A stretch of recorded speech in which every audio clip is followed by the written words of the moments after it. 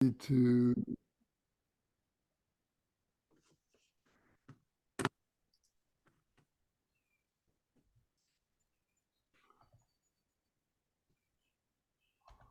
usually I'm getting some things set up here that I need to do, and I will record this as well. Lance, can I ask you something? Certainly. Now, in the altruistic motivation in the Tibetan, you just want a flat tone. Is that what I remember from the other day? You don't want to. Whatever you prefer. Okay. So if you want to do a monotone, that's fine. If you want to do a melody, that's fine too. Okay. Are we ready to go? Yes, please. Okay. So everybody mute their microphones and follow along. All mother sentient beings, especially those enemies who hate me, obstructors who harm me, and those who create obstacles on my path to liberation and omniscience, may they experience happiness, be separated from suffering, and swiftly I will establish them in the state of unsurpassed, perfect, complete, and precious Buddhahood. All mother sentient beings, especially those enemies who hate me, obstructors who harm me, and those who create obstacles on my path to liberation and omniscience, may they experience happiness, be separated from suffering, and swiftly I will establish them in the state of unsurpassed, perfect, complete, and precious Buddhahood.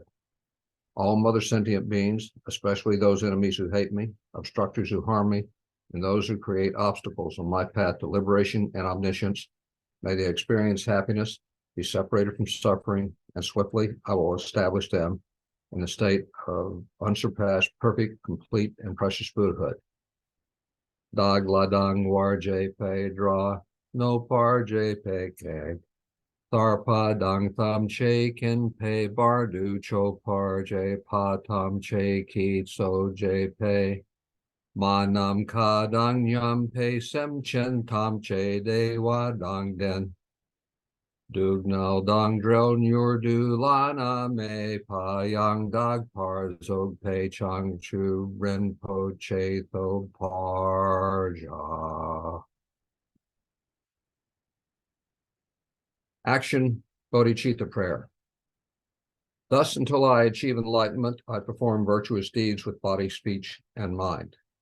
Until death, I perform virtuous deeds with body, speech, and mind. From now until this time tomorrow, I perform virtuous deeds with body, speech, and mind. Deche du sang magi ki bar du lu nagi samge wala ko. Ma she bar du lu nagi samge wala ko. Du de ring ne sung te ni ma sang da samgi bar du lu nagi samge wala ko. Long refuge prayer. We take refuge in the kind root and lineage lamas. We take refuge in the deities of the mandalas of the yidams. We take refuge in all the exalted Buddhas. We take refuge in the perfect Dharma. We take refuge in the excellent order of the Sanghas. We take refuge in all noble Dakas, Dakinis, and Dharma guardians, possessors of the eye of wisdom. We take refuge in the kind root and lineage lamas. We take refuge in the deities of the mandalas of the yidams. We take refuge in all the exalted Buddhas. We take refuge in the perfect Dharma. We take refuge in the excellent order of the Sanghas. We take refuge in all the noble Dakas, Dakinis, and Dharma guardians, possessors of the eye of wisdom. We take refuge in the kind root and lineage lamas. We take refuge in the deities of the mandalas of the yidams. We take refuge in all the exalted Buddhas. We take refuge in the perfect Dharma. We take refuge in the excellent order of the Sanghas. We take refuge in all the noble Dakas, Dakinis, and Dharma guardians, possessors of the eye of wisdom. Drenchen sawa dang yu parje pe pel den lama dampa nam la kyab su chi o. Idam kilkor gila sugnam la kyab su chi o. Sangye chom dendu nam la kyab su chi o. Dampa pe cho nam la kyab su chi o. Phagpa Jindun Nam La Kyab Su Chio Pawo Kandro Cho Kyong Sung Me So Gi She Ki Chen Deng Den Pa Nam La Kyab Su Chio.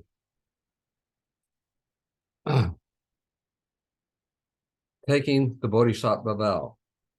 Until I attain the heart of enlightenment, I take refuge in all the Buddhas.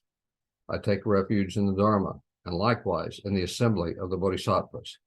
As the previous Buddhas embraced the enlightened mind and progressed on the Bodhisattva's path, I too, for the benefit of all sentient beings, give birth to bodhicitta and apply myself to accomplish the stages of the path. Until I attain the heart of enlightenment, I take refuge in all the Buddhas.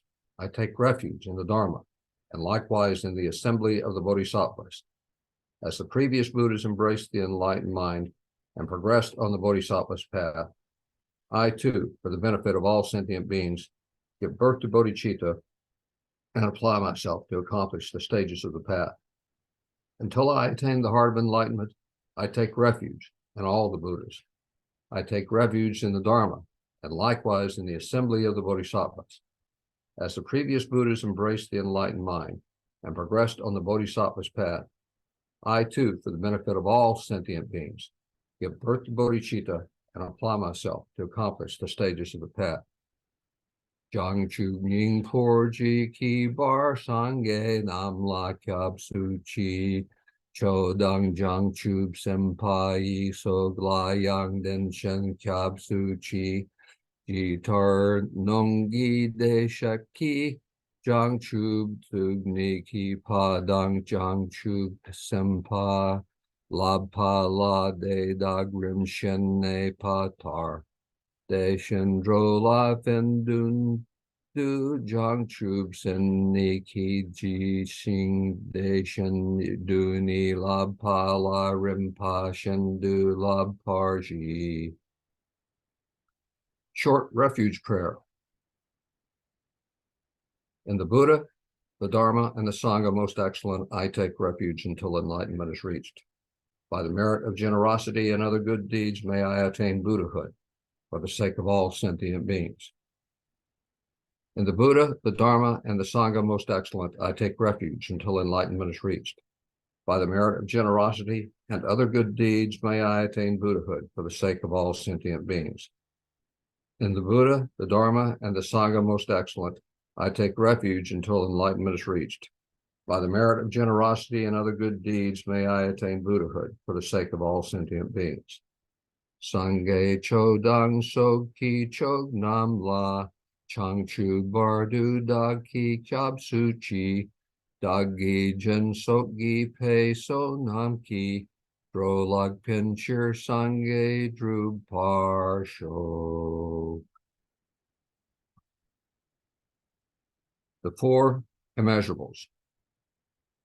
May all mother sentient beings, boundless as the sky, have happiness in the causes of happiness. May they be liberated in suffering and the causes of suffering.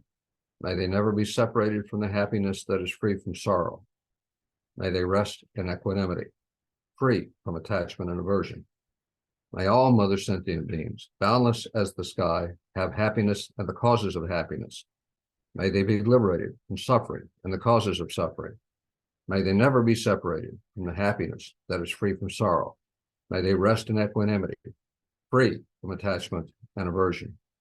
Manam ka dang yam pe sem chen tam che de wa dang de we gu dang den par jor chi dug nao dang dug nao chi ju dang dru war du chi dug nao me pe de wa dang me dra war jor chi Ne ring chak dang ni dang dra wa wei dang nyum la ne par jor chi.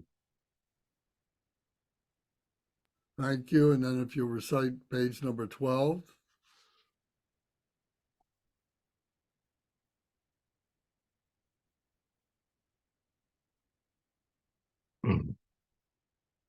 Just the English.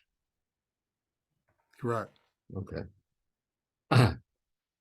Likewise be extinguished. Extinguish all enemies to my purpose. Whatever evil forces are in me, be defeated. Do this, so that when I am victorious, all radiance melts into me completely purified. Take all this knowledge, food, and drink peacefully.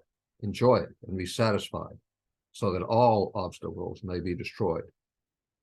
Be liberated from all obstacles, all general obstacles. Maras are defeated by this gesture of the Buddha. By reciting this mantra, may all the Maras be purified.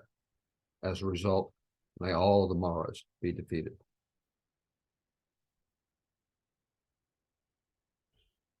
Very good. Thank you, Gary. Thank you, everybody, for coming today. Does anybody have any questions or comments? Anything that you'd like to talk about before we get started? Emanuela, did you get your mailing that I sent to you yesterday? Or Yeah, I did. Thanks a lot. oh, good. Okay, Yeah. we're going to be talking about some of that today. Good to Thanks. see you. You too. Yeah, thanks. Good to see you. Okay. Good. Okay. Good morning, Zara. How are you?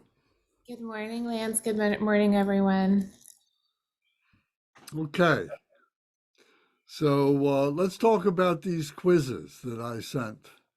And maybe this will be helpful to, to fill in some gaps, to know where it is that we need to know things. And these things, on these quizzes are answers or questions to answers that or answers to questions that we should know. So if you've got yours handy, I'll screen share what I've got here. Maybe some of you had an opportunity to go through this. Let's see here. Just let me clean up my desk a little bit. Okay, so this was multiple choice to make it easy. So we're going to take column 1 are these A, B, C, D, and then column 2 are the answers. So the 4 thoughts that turn the mind to the Dharma. So we've talked about this any number of times. So who would like to answer the 4 thoughts that turn the mind to the Dharma? Are there any? It's I'll do that. Equanimity, loving kindness, compassion, and joy. Okay, can you do it in the proper order, please? Oh, well, loving kindness, compassion, joy, and equanimity. Yes, very good. Okay. Oh, right. Thank you. Okay, thank you. How about the 4 immeasurable qualities? Can anybody talk about those? What are the 4 immeasurables?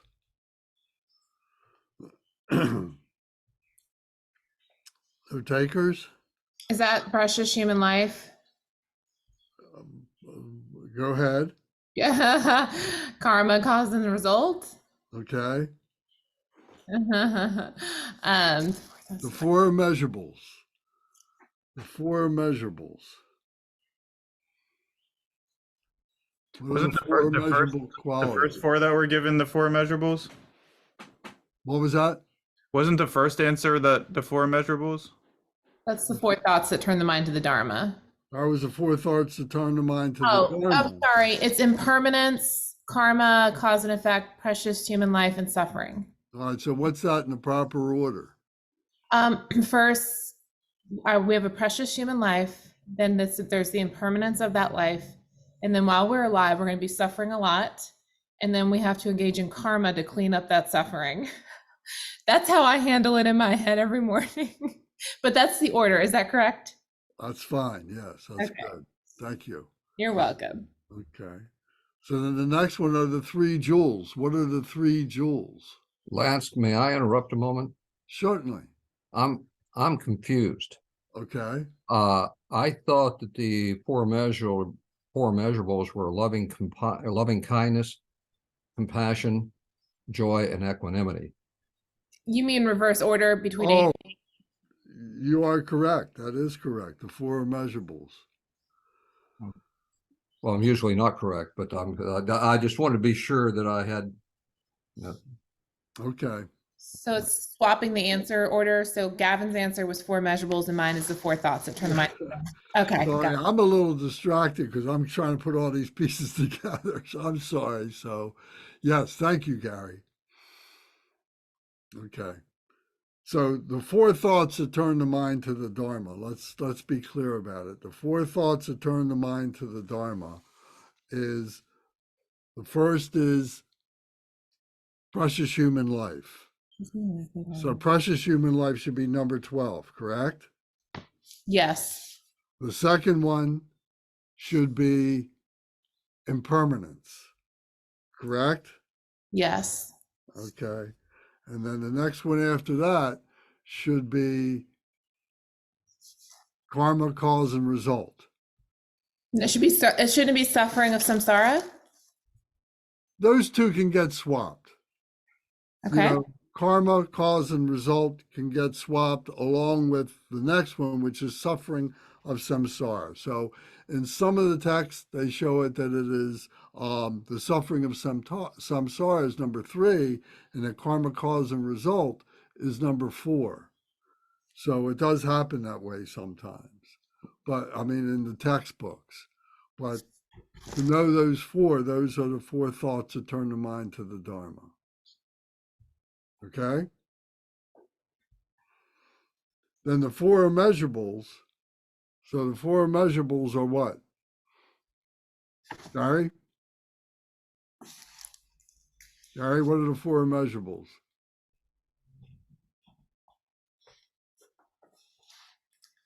Gary's not paying attention. Joy or love and Yeah. kindness. And Well, what's the proper order for the 4 immeasurables? I'm sorry, I didn't take my thing off of mute. Okay. All right. So Zara, finish up, please. What was the proper order of the 4 immeasurables? okay, I think it was love and kindness. Yes. Compassion. So loving kindness is number 6. Yes, and then compassion is 9. Okay. And then joy is 3. Sorry, joy is 11. Joy is 11. Yeah. And then equanimity is 2. Equanimity is 2. Correct. Okay. So now we come to the 3 jewels. So Gary, what are the 3 jewels, please? The Buddha, the Dharma, and the Sangha. Okay, fine. So that's 1 is the Buddha, the Dharma is 8, and the Sangha is number 5. Okay, great. The letter D is the definition of bodhicitta. So what is the definition of bodhicitta? There's only one response left. Okay. Number 4. Okay. And that is? The wholly enlightened mind. Okay. Lance, this is how I got through all my college exams, process of elimination. I just said, well, there's only one fill in the blank left in the test bank. Okay. Okay. Does anybody have any questions about any of those multiple choice on quiz number 1? This is cool, Lance. Yeah? Well, it's making me really, I have to think now. I'm going to memorize this. This is going to be easy for me to memorize. Well, that's right. It gives you a real guide. It does. Okay. So now we go to the next one. Wait a minute. Let's go to quiz number 2. I need to screen share this. I didn't have time to make a PDF out of this. Okay, so here on quiz number 2, we have the 5 poisons and the afflictive emotions. So what are the 5 poisons of the afflictive emotions? Who can answer that? Brendan, I see you're with us now. Thank you very much. Thank you. Sorry to be late. That's okay. Did you get your package in the mail? I did, including the Medicine Buddha that I'm very fond of. Thank you. Good. Did you complete the quizzes? Not yet, but I knew the 3 jewels. That was easy. So Okay. How about the 5 poisons? Do you know the 5 poisons on quiz number 2? yep, the 5 poisons are going to be hatred or anger, Can you okay. ignorance or delusion, Ignorance or delusion, yes. desire or attachment, Desire or attachment, yes. okay? And can you show me number 13, please? You don't have your papers in front of you? Oh, I do. I have them right here. Yep. Jealousy and greed. Jealousy and greed, right. Yep. Okay. So just to be sure that everybody's got the correct answer, we're talking about the 5 poisons of the afflictive emotions. So the first one is number 7, is ignorance or delusion. And the second is number 4, desire or attachment. And then the next one is number 10, hatred or anger. And then the one after that is number 12, jealousy. And then the last one is number 14, greed. So those are the 5 poisons of the afflictive emotions.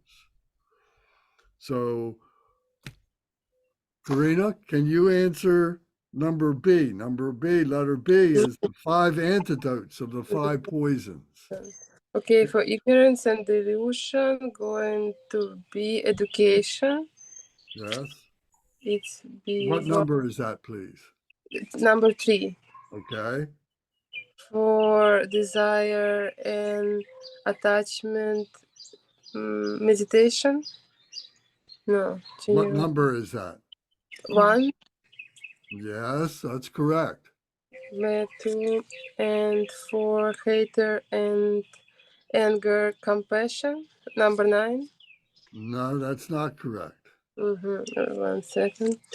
Hatred, compassion, loving kindness. No, you could say that. It's not a bad answer, but it's one that is more precise. So we're talking about the antidote to hatred. Yes. Anger. Mindfulness. That's correct. Number 5 is mindfulness, being aware of what is going on in our own mind and seeing the anger develop, etc. Jealousy.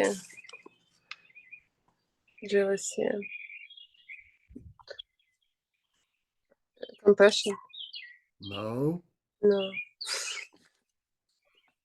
So what is jealousy represent? What's that? Equanimity. No, jealousy represents a poor self of well-being. And we're not thinking very good of ourselves, and we're jealous of other beings because we don't feel that we can accomplish those things that these other people have done. So what is it that overcomes that jealousy? I say loving kindness. Empathetic joy. No. Compassion. No. Loving kindness. No. Equanimity. No. It's all finished. Generosity. No. What gives you confidence when you need to do something and you're not sure that you can do Activity. it? What is that? Activity. Activity. Yeah. It's the activity of doing something. Yes. It gives you confidence to be able to do something. So up to that point, you may be jealous of somebody else being able to do that. And you're not willing to do it because you feel that you don't have the quality to be able to do it. But once you engage in the activity, then you develop the confidence to be able to overcome those jealousies. Mm-hmm. Okay, so what's the next one then, please? Так, it's be for greed. Is greed, yes, number 14. So that was the to overcome the afflictive emotion of Generosity. of greediness, and Mm-hmm. the afflictive emotion to overcome that. What overcomes greediness? Generosity. Generosity, number 8. Mm-hmm. Yes, so that overcomes that. Does And anybody have any questions about those? I just wanted a point of clarification for desire and attachment. What was the response for that one? Desire or attachment would be meditation, Oh, okay.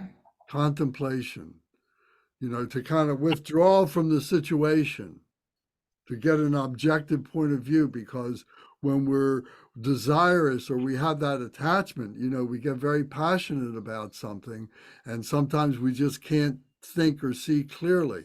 But if we kind of withdraw from the situation, take a few minutes to meditate, contemplate, then we can begin to see what's going on around us. Okay. Thank you. Lance, Yes. could somebody give me I got balled up. Could I get the complete and correct order of the answers for the 5 antidotes? The 5 antidotes? Yes. Okay. Number 3 is the first, is education. Number 1 is meditation. Number 5 is mindfulness. Number 13 is activity. And number 8 is generosity. Okay? Okay, thank you. Yeah. Okay. Okay, this is like a puzzle kind of a thing. Okay, so now the 4 vast immeasurables of bodhicitta. What are the 4 vast immeasurables of bodhicitta? Can somebody answer that hasn't already spoken yet, please?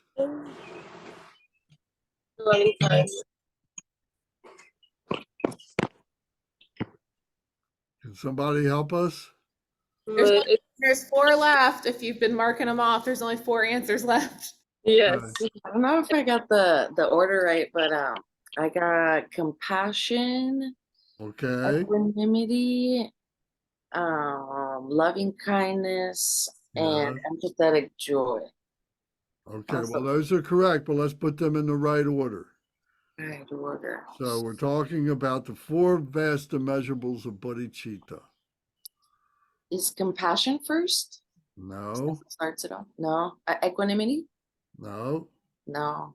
Man, I was stuck between those 2.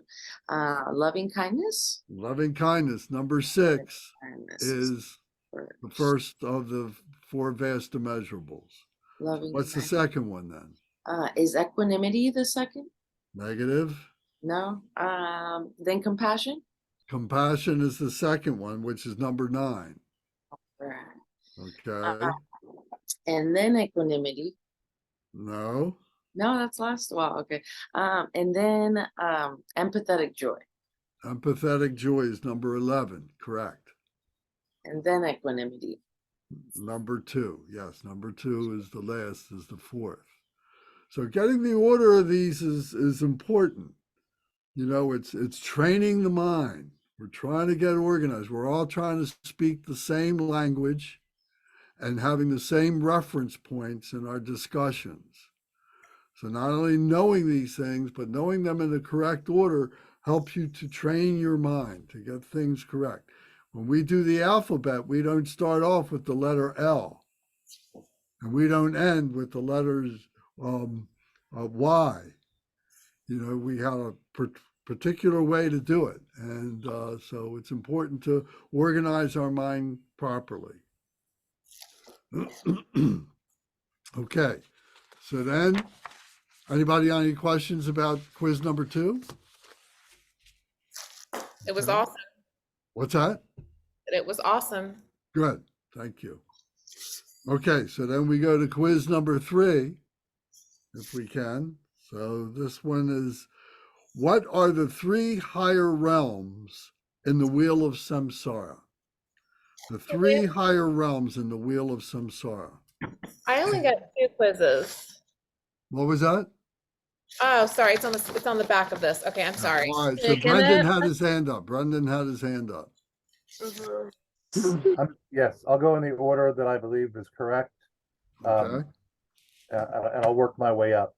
So it's the human realm, and then Okay. the jealous god realm, and then the Deva god realm. Do I have them in the correct order? yeah, that's fine. Whether we start, that one is fine. Whether we start with the Deva realm or the human realm, either one is fine. So, Okay. so the answer to the 3 higher realms is number 8, the human realm, number 9, the jealous god realm, and number 5 is the Deva god realm. Okay, just to be clear about it. So the next question is B. What does the boar or the pig in the center hub symbolize? Who can answer that, please? Gil has his hand up. Lance, is that one ignorance? Yes, it is, Christy. Yes, thank you. Okay. So it's ignorance is the answer to that, which is number 1. Okay. And then letter C is, who is holding the wheel of samsara in his grasp? And maybe it's a her, it could be a her.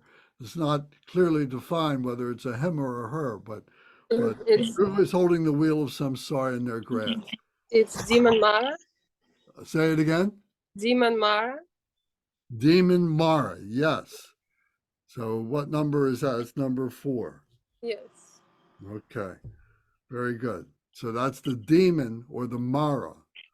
So Mara is a Lance, do you have- Sanskrit word that represents the demon. Yes, Ryan. Yes, do you have this? I don't have it. Do you have it on the computer? If you do, can you move it up so I can see it, please? What was that? Oh, I didn't even put it up. Sorry. So that was number 2, number 3. Sorry, 1 second. Thanks. There we go. Okay. All right. So now we're on letter D. What does the rooster in the center hub represent?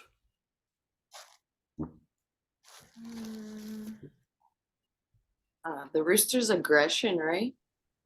That's correct. So that's number 6 is aggression. Oh, no. Sorry, my bad. Sorry. No. So it's not aggression. What does the rooster represent then? Attachment. Attachment. Attachment, yes. So why would we say that the rooster means attachment? What's the behavior of the rooster in the barnyard? Protecting the hens. Right. Protecting the hens. He's always running around, gathering the hens together. And if another rooster appears on the scene, that's when a fight ensues. Okay, so number E is, what are the 3 lower realms in the wheel of samsara? First, animal realm, hungry ghost realm, and hell realm. But Hungry ghost, hell, and animal. Okay, so we're talking about number 3 is the animal realm. Number 2 is the hungry ghost realm. And number 7 are the hell realms. mhm. Okay, very good. Thank you. And then the last question is, what does the snake in the center hub symbolize? Aggression 6. That's aggression, number 6. So the snake is laying there very, very quiet. And then when you approach the snake, all of a sudden, bam, it jumps and it bites you and so on. So that's representing that aggression, that hatred, that anger. It seems very docile until you get to the right, to get very close, and then it jumps out at you. Okay. So thank you very much. I hope these quizzes were helpful in being able to identify some things and get some things clear in your mind. And I hope that you go back over these several times.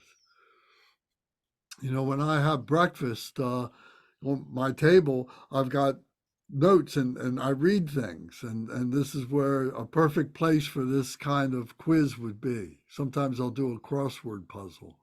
So this is very helpful in being able to organize our mind towards these things. Okay, does anybody have any questions or comments about that? I love this. Thank you, Lance. Oh, you're welcome. Thank you. I'm glad you did that. All right, so now I am going to stop the screen share for a minute. Okay, so the next thing we're going to talk about are these cards that I gave to everybody. I'm sorry, Ryan, you don't have a set of these cards right now, but I think you might be familiar with some of these things, and I will screen share this. So what we want to do is when we talk about meditation, and we went through the stages of meditation, we went through the opening prayers, we went through the 4 thoughts that turn the mind to the Dharma, and then we went through the method of loving kindness, compassion, joy, and equanimity, bodhicitta. We went through that.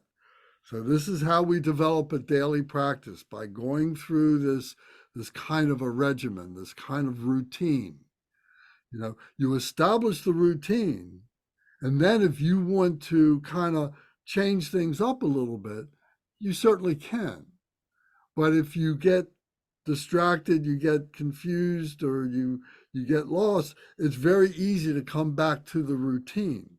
So that's why we begin with the routine. So we do those steps, and then we go into the shamatha meditation, the calm abiding meditation. So we talked about that for a couple of weeks, and we had the illustration of the shamatha meditation, you know, in order to help us to establish a calm abiding, a peaceful calm abiding. And then we talked about the vipassana, the vipassana, or the vipassana meditation, which is the insight meditation, which is the coming up of wisdom, the rising up of wisdom. It's percolating up from the shamatha, from the calm abiding meditation. So when that insight meditation rises up, we may have to revert back to the beginning part to be able to go back to the organization of our mind, to be able to bring out some old files, to be able to answer the wisdom, to examine the wisdom of things that have come up during our meditations and so on. So just because we go through these things in a routine sequential order doesn't mean that we can't loop back to them at any particular time. So it's important to get this mindfulness together and so on.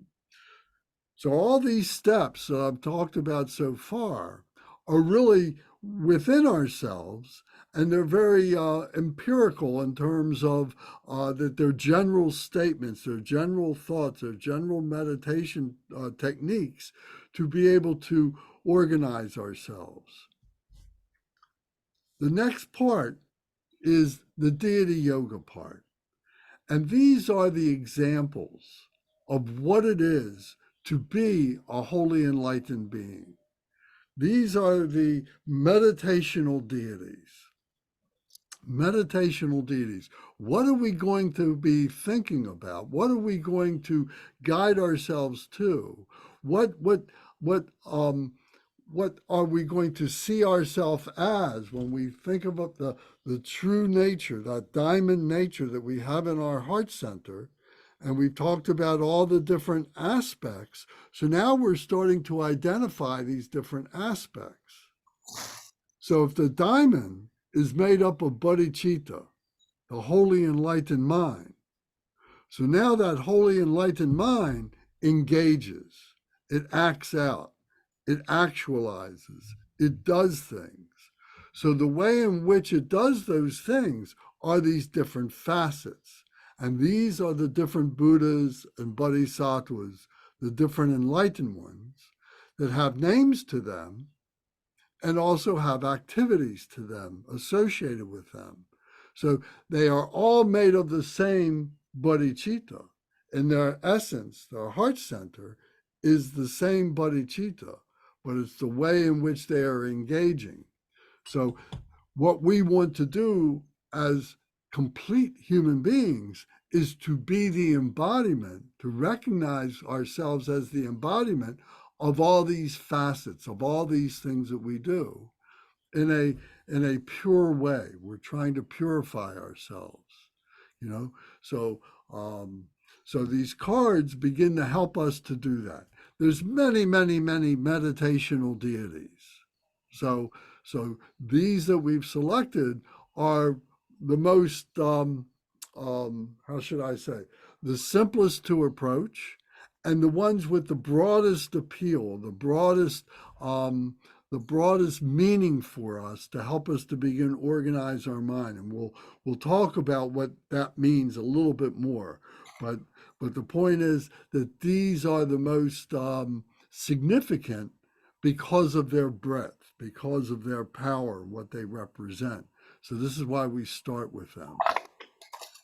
Does anybody have any questions about anything at this point? Okay. Well, please speak up if you do as we're going along. Now, we're going to spend more time on each one of these as the weeks come up. We're going to do a practice because I sent you those practice books as well. So today we're just going to do an introduction to these deities, and then with the coming weeks, we're going to do the practices for each one of those deities. So we'll concentrate one at a time on them. Okay. All right. So I'm going to screen share this, and let me see here. Excuse me while I get myself organized.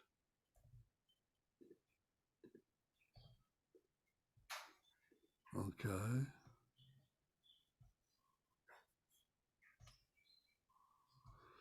So first we start off with, let me make this fit a little bit better. This here is Sakyamuni Buddha. So he is the historical Buddha. He is the Buddha who lived 2,600 years ago. Sakyamuni Buddha, Sakyamuni means his family was the Shakya clan. They were known as the Shakyas. And the Shakyas was just the name of that clan. There's a Buddhist school that has been named after that. It's called the Shakya school. As well, there's a Kagyu school, there's a Bun school, there's a Galupa school, there's a Nyingma school. So the Shakya school is one of those schools, but it's named after the Shakya family that the Buddha came from. The Buddha, his given name was Siddhartha Gautama. Siddhartha was his first name. Gautama was like a family name that was part of the Shakya clan. So Sakyamuni, the name Sakyamuni, Muni means sage. So it's sage of the Shakyas. So I think if you look on the back side of the card, if you've got your card, you look on the back side, you'll see these references there. You'll see these names. So this is going to help you to remember and to have a reference to go back to the meaning of this. So it's all through Buddha Sakyamuni, who began to identify these different meditational Buddhas. The Buddha Sakyamuni had the experience of enlightenment. And so what he began to teach to us, to his students, and that have carried on from generation to generation, have been the method in which he used in order to be able to understand what it is to be a human being at its course level, at its base level. But then to take that to the next step, to look at it at its intellectual level, and to see all the permutations of what it is that we go through in our everyday physical life and our everyday intellectual life. And he began to be able to enumerate, be able to list all the different emotions that cause us issues, that cause us distractions, that cause us suffering, and so on. And then he was able to identify what the antidotes to that are, and so on. So this was all part of the Dharma teachings. But then he also taught us how to be able to cut through the causes of those sufferings. So all this is incorporated into the Dharma. And part of the way that the Buddha did this was through the conversations that he had with his students, where he would go into like a meditation. And the meditation was kind of like a, we talk about in New Age or something, that he was going into like a trance or something like that.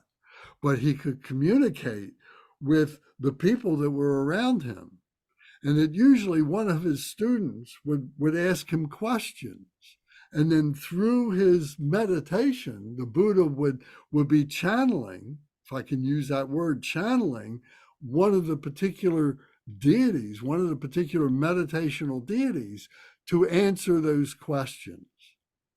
So the sutras are full of that. That's what the sutras are. There's 100 or so books of the sutras that are these conversations, these meditations that the Buddha Sakyamuni had with his Sangha, with his group of followers and so on. So these sutras are wonderful. And if you look at the website called 84000, you can go there, and many of the sutras have already been translated into English.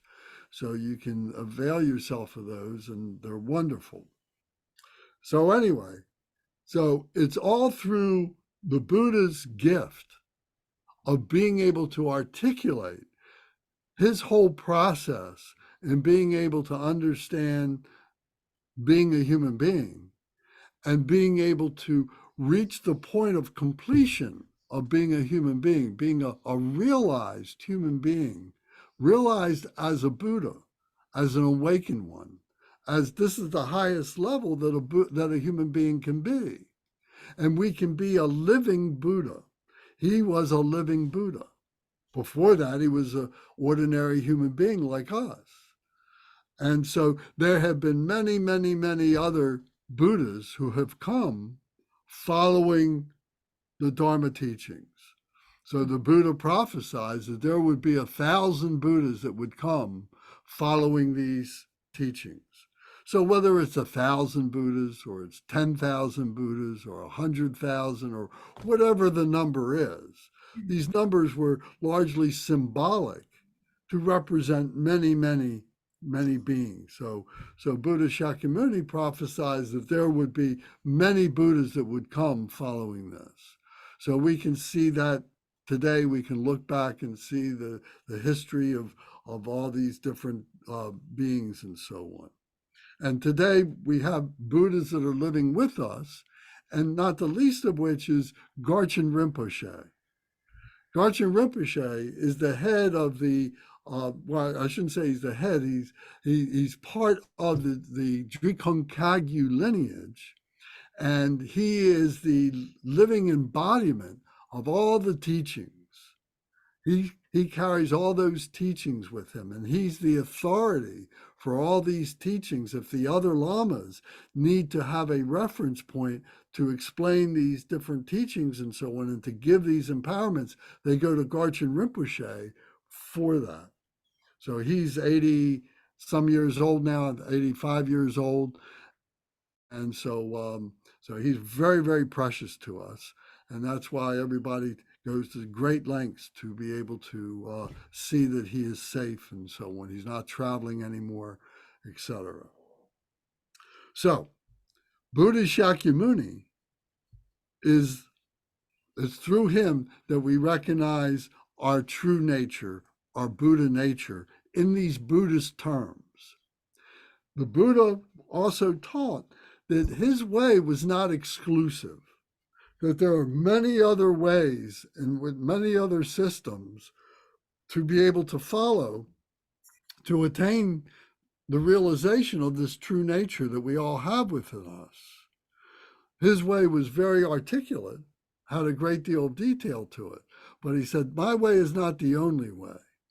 And what we need to do is to follow this routine that he's setting forth, and then we can kind of modify it for ourselves.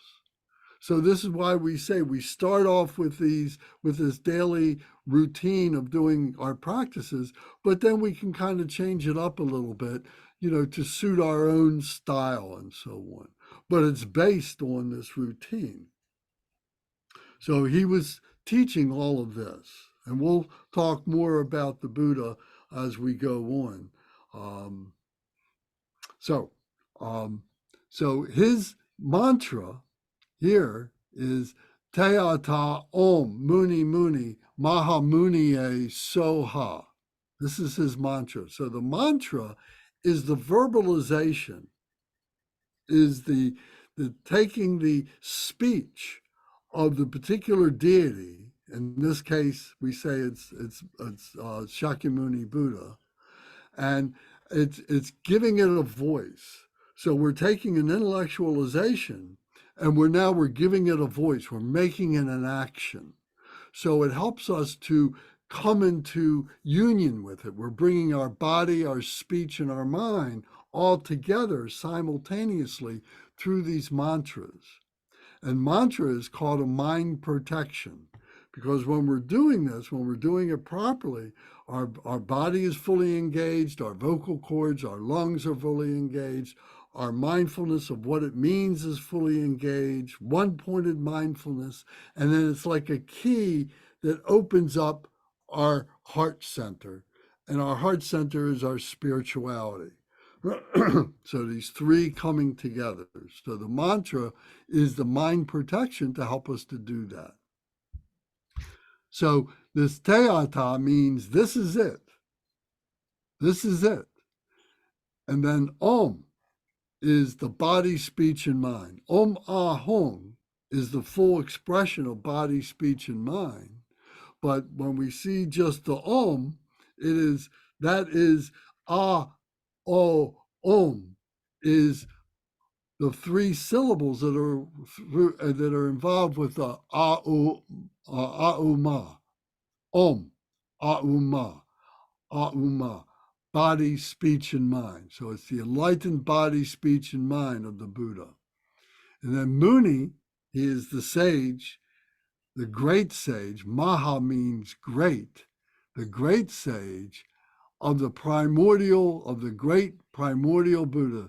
The word ye here at the end where it says Mahamuniye, the ye means primordial. Primordial means not even born, before being born, so pure that it hasn't been born. Because once something is born, then it becomes vulnerable to corruption.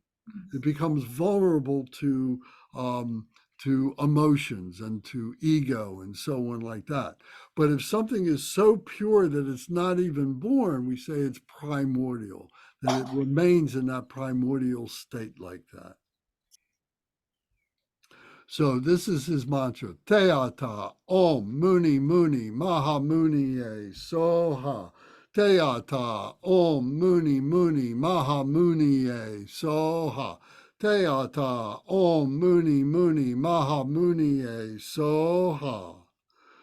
So one of the sadhanas, one of the practices that I sent to you, and if I didn't send it to you, you have it in your Deity Yoga book. Many of you have a copy of the Deity Yoga book, that thick book that has all these different sadhanas in it. So knowing that you had this book, I didn't send you more copies of these sadhanas. You already have them. But for those of you that I also thought didn't have that book, then I sent you excerpts from that pertain to these particular deities. So one of those is the Buddha Sakyamuni practice. So we're going to do that next time. So here we see the Buddha, who is this representation of that. So we'll talk more about him next week. Now, also, one of the historical Buddhas, one of the historical deities, is Padmasambhava. And this picture here is Padmasambhava. Padmasambhava is often referred to as the second Buddha. Now, different traditions will say that there's another second Buddha, and it may be that their founder is called the second Buddha. So Padmasambhava was a great Indian from India, Mahasiddha, a great practitioner, a great yogi, who is invited to come to Tibet in order to clear away the negativity that was in Tibet at that time, in the 8th century, the 8th modern century, to clear away the obstructions so that the Buddhism could be accepted in Tibet. So at the very least, Padmasambhava is the father of Tibetan Buddhism, because he cleared away all the negativity to allow it to come. He wasn't the only yogi, he wasn't the only teacher to come from India. There were many that came before him, but there was a lot of conflict. There was a lot of obstruction because the indigenous people in Tibet were fighting against, changing. They didn't want to accept the Buddhism. There was a lot of negativity. So they invited Padmasambhava to come because he had great power to be able to subdue that negativity in order that they might recognize that what was being discussed was liberation from their confusions, from their ego and so on, that was keeping them from being free, from being happiness and so on. So can I ask a question? Yes, please. I learned that what this man Padmasambhava, Yes. he came into Tibet after 100,000 people had died in a war. Do you know what war that was and what it was caused by? No, I've never studied that. I haven't read that. I'm not a very good scholar, so I'm not aware of that. To say that it's possible or not possible, either one's possible. I don't know, but the point was this, that I'll explain it this way, maybe, that in Tibet, there was, it was largely an illiterate nation. They had a language, but they had no alphabet for the language. And so it wasn't a written language. And it was the tradition, the religious tradition was a shamanistic tradition. It was based on the earth, and it was based on these, shamans who would do these ceremonies and so on. And they had quite an elaborate iconography of all these different meditational deities that the shamans had incorporated into their practices.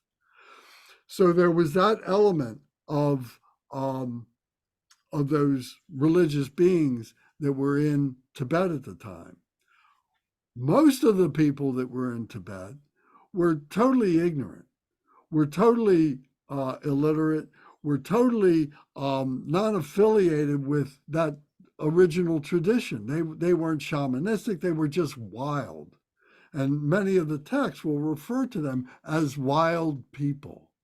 They were like feral and very disorganized, of course, and just, but good people, in that they had families and, and they had the right ingredients because they were human beings, but they were not tamed. They didn't have tamed minds. And then there was the royalty, the aristocracy, the kingdom, the courts and so on like that. And there were these many different areas that were different kingdoms or whatever that were in Tibet. And the king at that time wanted to unify all that. So then he had two wives. One came from Japan, and the other one, no, China, excuse me. One came from China, and the other one came from Nepal. And they were both Buddhists by their families, because the Buddhism had already traveled into China, had already traveled into Nepal, as well as many other countries and so on. This was about 800, this was about 1100 years after the Buddha Sakyamuni had lived. So Tibet was this, this nation of wild people, the shamanistic tradition and so on like that, and was largely isolated from the rest of the Asian world and so on. So it was in this environment that the king wanted to have the Buddhism come in and be able to unify his nation of people. So there was this conflict of the wild people, there was this conflict of the shamanistic people, there was the conflict of the kings of the different lands and everything. So it's not surprising to me to hear that 100,000 people may have died in some of these conflicts. I can accept that is what might happen. And it was the king who wanted to bring that under control, to make it a peaceful land and so on like that.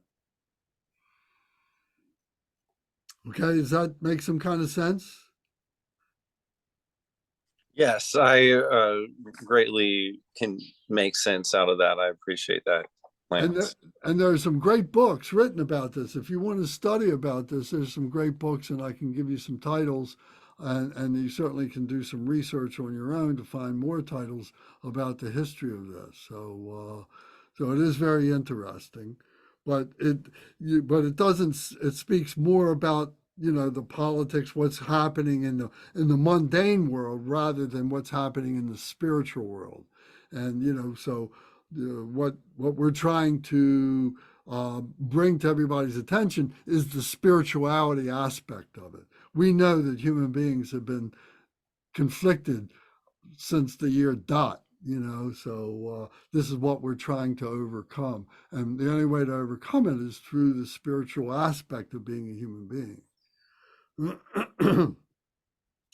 So Guru Rinpoche, you have the card here, and you can see on the back side are some references and so on. So we, as Buddhists, as Tibetan Buddhists, we look at Padmasambhava, we call him Guru Rinpoche. Guru means teacher in Sanskrit, and the highest level teacher, or spiritual teacher, the guru. And Rinpoche is a Tibetan word that means precious. So this is the precious teacher, the precious guru, who is, and when you say Guru Rinpoche, they know exactly who you're talking about, Padmasambhava, that he is the father of Tibetan Buddhism. So he's the only being who's called Guru Rinpoche in that way. So you know that that's who they're talking about. Sometimes you'll see it written as I've written at the bottom of this card where it says Guru Rinpoche Padmasambhava. So it leaves absolutely no doubt as to what his title is, what his significance and importance is. So his mantra is Om Ah Hung, the body, speech, and mind, the enlightened body, speech, and mind. Vajra is it means Vajra. The Tibetans don't pronounce the letter V. So they will say Vajra, they will use a W, or in some cases they'll use a B, a Vajra. So this Vajra means indestructible. Indestructible wisdom is really what it refers to, but the word Vajra means it's indestructible. So indestructible guru, this teacher, indestructible guru. Pema is the pronunciation of Padma. Padma is the Tibetan, the Sanskrit word that means lotus flower, lotus. So the lotus is, we talked about many times, the flower that comes out of the filth of the mire of the pond, the filthy pond of samsara, the ocean of samsara, and the seed opens up and the stem comes, and the lotus flower is up above the surface of the suffering. So it represents purity that has been born from the defilement, from the filth and so on.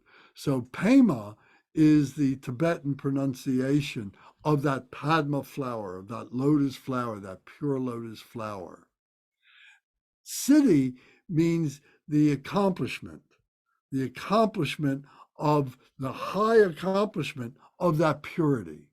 So it's the indestructible teacher of the high accomplishment of purity is what Padmasambhava represents. And then Hung is to make manifest. Hung is to make manifest in the heart center. So this becomes our true nature. We realize this is our true nature. Om Ah Hung, the enlightened body, speech, and mind of the indestructible guru whose accomplishment is purity in our heart center. Om Ah Hung, Vajra Guru, Pema, Siddhi Hung. So there's a melody that goes with it. There's many different melodies for most all of these. But this one I learned from a Nyingma teacher many years ago who would travel about, and he would come and stay at our home, and people would come and visit with him and so on. He passed on a number of years ago. But this mantra is magnificent. So we will learn to do this. Om Ahom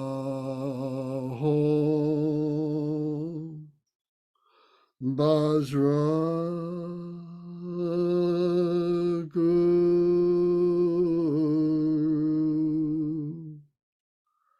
Pema Siddhi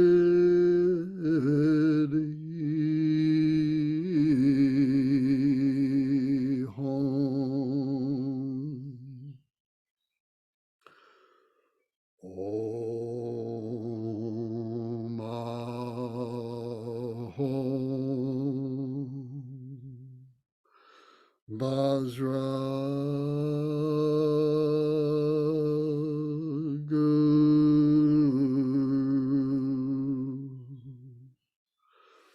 Pema Siddhi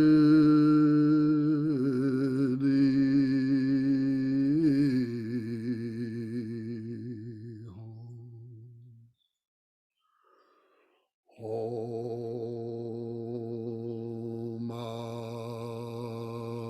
Ahom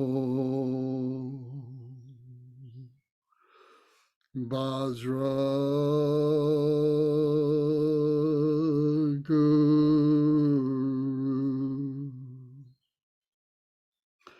Pema Siddhi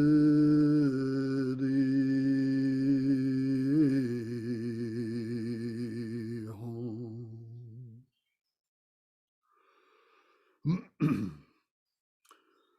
So, as I said before, by vocalizing these mantras, you're charging your body with these vibrations that have never ceased from hundreds of years ago, from thousands of years ago. It's part of this vibration that is going through all of us that we can't see. It's invisible. But we use the word vibration just as something to help us to understand. It's just a conceptual word that there is this thing, whatever, that we are all connected to. And by using our voice, using these mantras, using these melodies, we harmonize with that. And it opens up this spiritual channel for ourselves. So just as the Buddha, as I said before, when he was teaching, he would go into these meditations and he would channel these different meditational deities. That's what we do when we really engage in these practices, because we vocalize these mantras and we allow ourselves to be able to transcend our ordinary human physical body. We transcend our ordinary intellectual body and we open up our indestructible spiritual body. So Padmasambhava is huge in helping us to do that. Any questions or comments, please? I have another question. Is Padmasambhava, is he the author of the Tibetan Book of the Dead? Yes. He composed many, many books, and he had several consorts who would write down, who were like his scribes, who would write down his instructions and then would bury these books. They were called terma, T-E-R-M-A, terma. And he would bury them. And the idea there was that when the people are ready, they will discover these books. Now, remember, when he went to Tibet, there was a whole lot of conflict that was going on. So not everybody, it didn't automatically change like a light switch being turned on. It took many, many, many generations of time for people to accept the teachings. And as there was a body of people strong enough to be able to accept these levels of teaching, then they would be discovered because there were keys that were left. There were traces of how to find these books. And then when holy people were doing these practices, they would solve the riddles for those particular keys and then find these books like that. So they were buried in treasure troves and in vases and things like that, buried in the ground. So yes, the Bardo Todol was one of those books.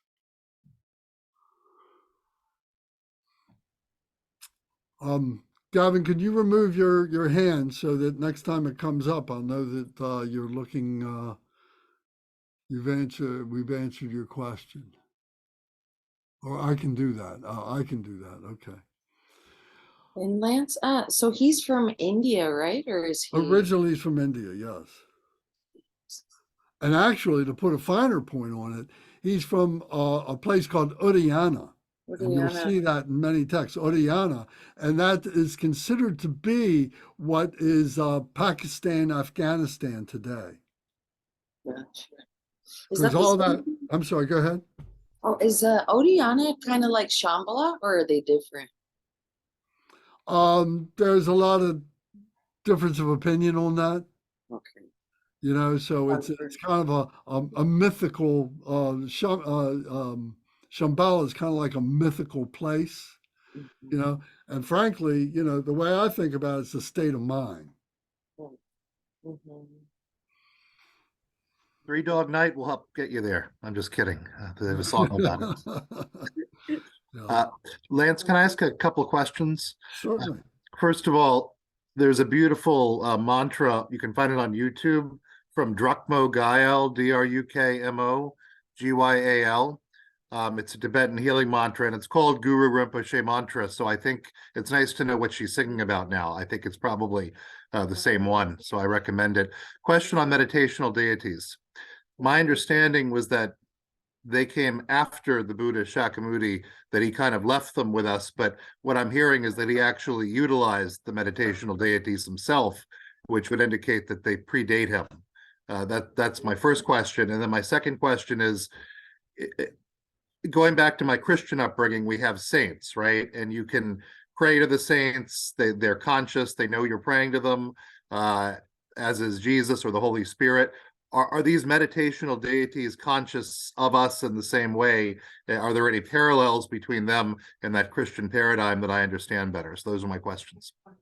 Well, I'm not that great a scholar, so I can't speak to, whether these all these deities predated the Buddha Shakyamuni, but limited to the sutras that I have read, this was where many of these meditational deities were introduced to the people.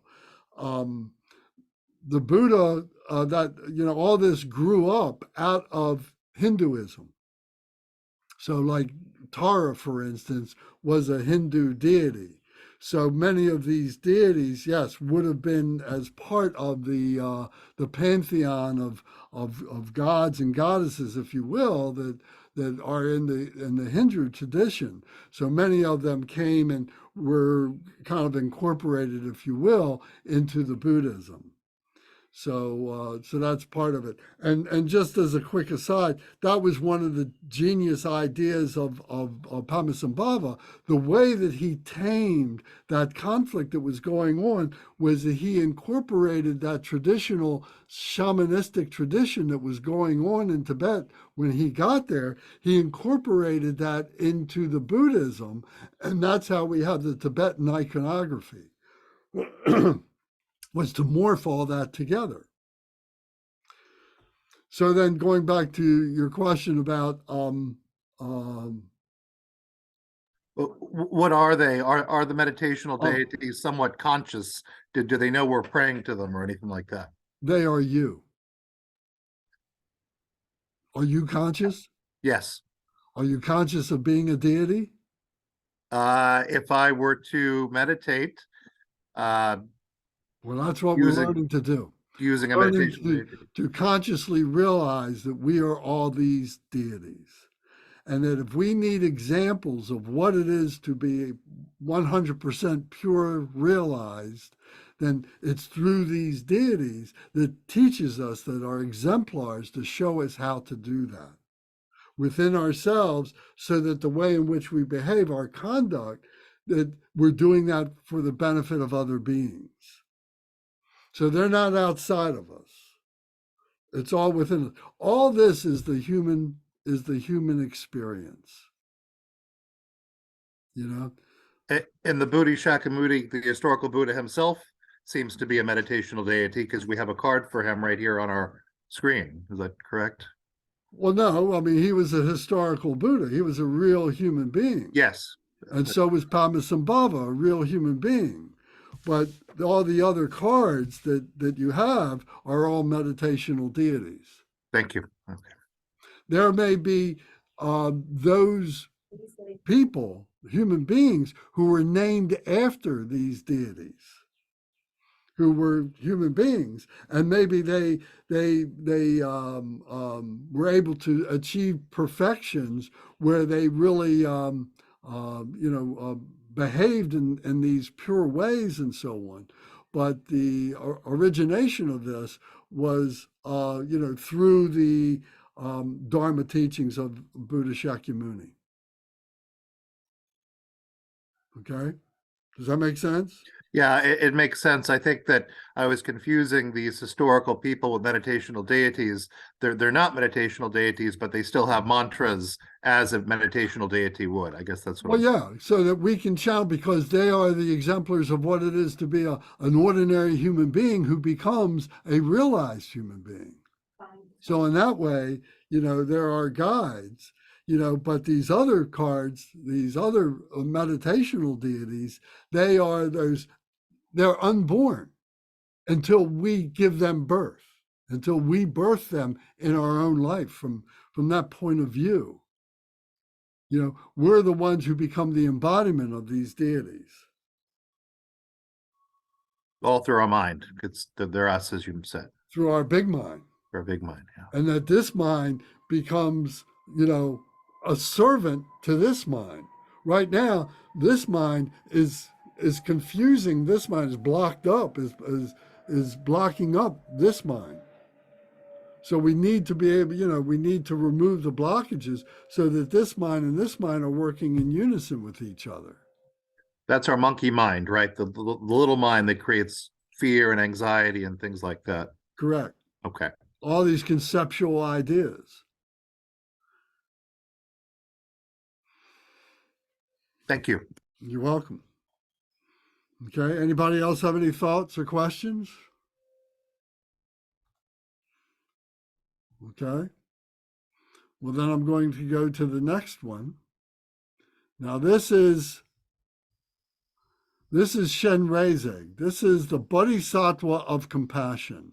And there's two images here that are the main images that we talk about with this idea. So if you've got your two cards, you got the white, these two here. Well, you can see them in front of you on the screen. So we really start off with Avalokiteshvara. That is this standing Buddha here. And we're going to go into more detail with Avalokiteshvara later on, another time. But Avalokiteshvara is the Bodhisattva, is the holy enlightened being, but is not a Buddha. He is one of the 8 great Bodhisattvas. And we've talked about them in the past. If you were with us when we talked about it, we'll talk about it again. But the 8 great Bodhisattvas are these meditational deities who are present for us to be able to recognize the aspects of being a human being that we need to be able to purify, to open up. So compassion is one of those things. We have to have compassion for ourselves, for our own suffering, and we have to have compassion for other beings suffering. So it's through this compassion and the activity of this compassion that brings happiness. When you do something for somebody else, it brings you greater happiness than when you do it selfishly just for yourself. When you have helped somebody else, it brings a big smile onto your face and brings a big smile onto someone else's face. But when selfishly we're doing that for our own selves, isolated from other beings, who knows?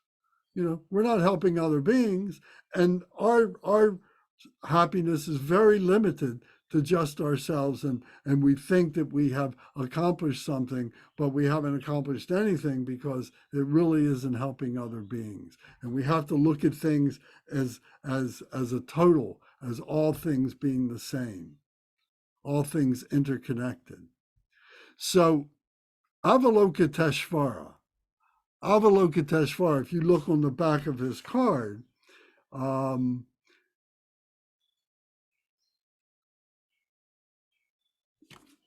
it represents that he is the jewel in the lotus. Avalokiteshvara, the jewel in the lotus. So he is standing on a lotus pedestal. He's standing on a moon disk, which represents compassion. And he has a white body, and he has several arms. He's got different faces. We're not going to go into the different detail of this, but what this represents is that he is the embodiment of all the other meditational deities. All the other meditational deities have compassion within their who it is that they are. So by looking at compassion first, we're looking at all the deities, all the qualities of deities. Remember, it's bodhicitta. So bodhicitta, loving kindness, compassion is within this. So all these teachings, all this is all aspects of that compassion. So these 11 faces represent all these different deities. Now he also has 1,000 arms and 1,000 hands. And in the palm of each one of these hands, in this image, it's very hard to see. And with the image that you have, it's hard to see that he has an eye in these 1,000 arms. You can see it maybe in these hands that go around here. He has an eye. So what the Bodhisattva Avalokiteshvara is able to see all the suffering of all beings. And in addition to that, he sees all the causes of the suffering of all these beings. So he has great compassion for not just the suffering itself, but also for the causes of the suffering. So this deity is very powerful, the Bodhisattva of compassion. In addition, Avalokiteshvara has many hands, and in his hands, he's holding different instruments. Whoops, I got the wrong, this is it, sorry. He's got different instruments that he's holding, different implements that he's holding to help to show his activity in being able to help people to realize the causes of their suffering, to see that, and to be able to apply the antidotes, the implements that he's showing them in order that they may overcome their suffering. He can't overcome their suffering. None of these deities can do that. But through our being the embodiment of these deities, we can do these things for ourselves. And then we, in turn, then become helpful to other beings. We become inspirational to other beings to help them so that they can do it for themselves. But these deities are not doing it for ourselves. So this is Avalokiteshvara, the introduction to Avalokiteshvara. So in India, this was the image of the Bodhisattva of compassion. When Padmasambhava came to Tibet, there was a great Bun tradition, the indigenous shamanistic tradition there, had a deity who was very much the same as Avalokiteshvara and had this kind of appearance. So Padmasambhava morphed these two together. So we see that there is this 4-armed image of this 1,000-armed Avalokiteshvara. And so this appears to be much easier to be able to put our minds around, to be able to comprehend, to be able to understand. So Shenrezig is his name. And Shenrezig means seeing with clear eyes. Avalokiteshvara means seeing with clear eyes. So in the Buddhist tradition, it's called Shenrezig. In the Indian tradition, it's called Avalokiteshvara. So here he's wearing the clothing of a bodhisattva. The most prominent thing of a bodhisattva is that they're wearing this headdress. When you see an image, sometimes it's not a color image, sometimes it is a statue. And the statue is a metal statue, so you don't see all the details. But the one thing that you can always see is the headdress, this tiara that they're wearing, and it'll have jewels in it and represents the enlightened Buddha families. So that's something that we'll talk about later on. But so here, this is what Avalokiteshvara, the Bodhisattvas, are wearing. And then he'll have silk garments on. He'll have a skirt on. He'll have a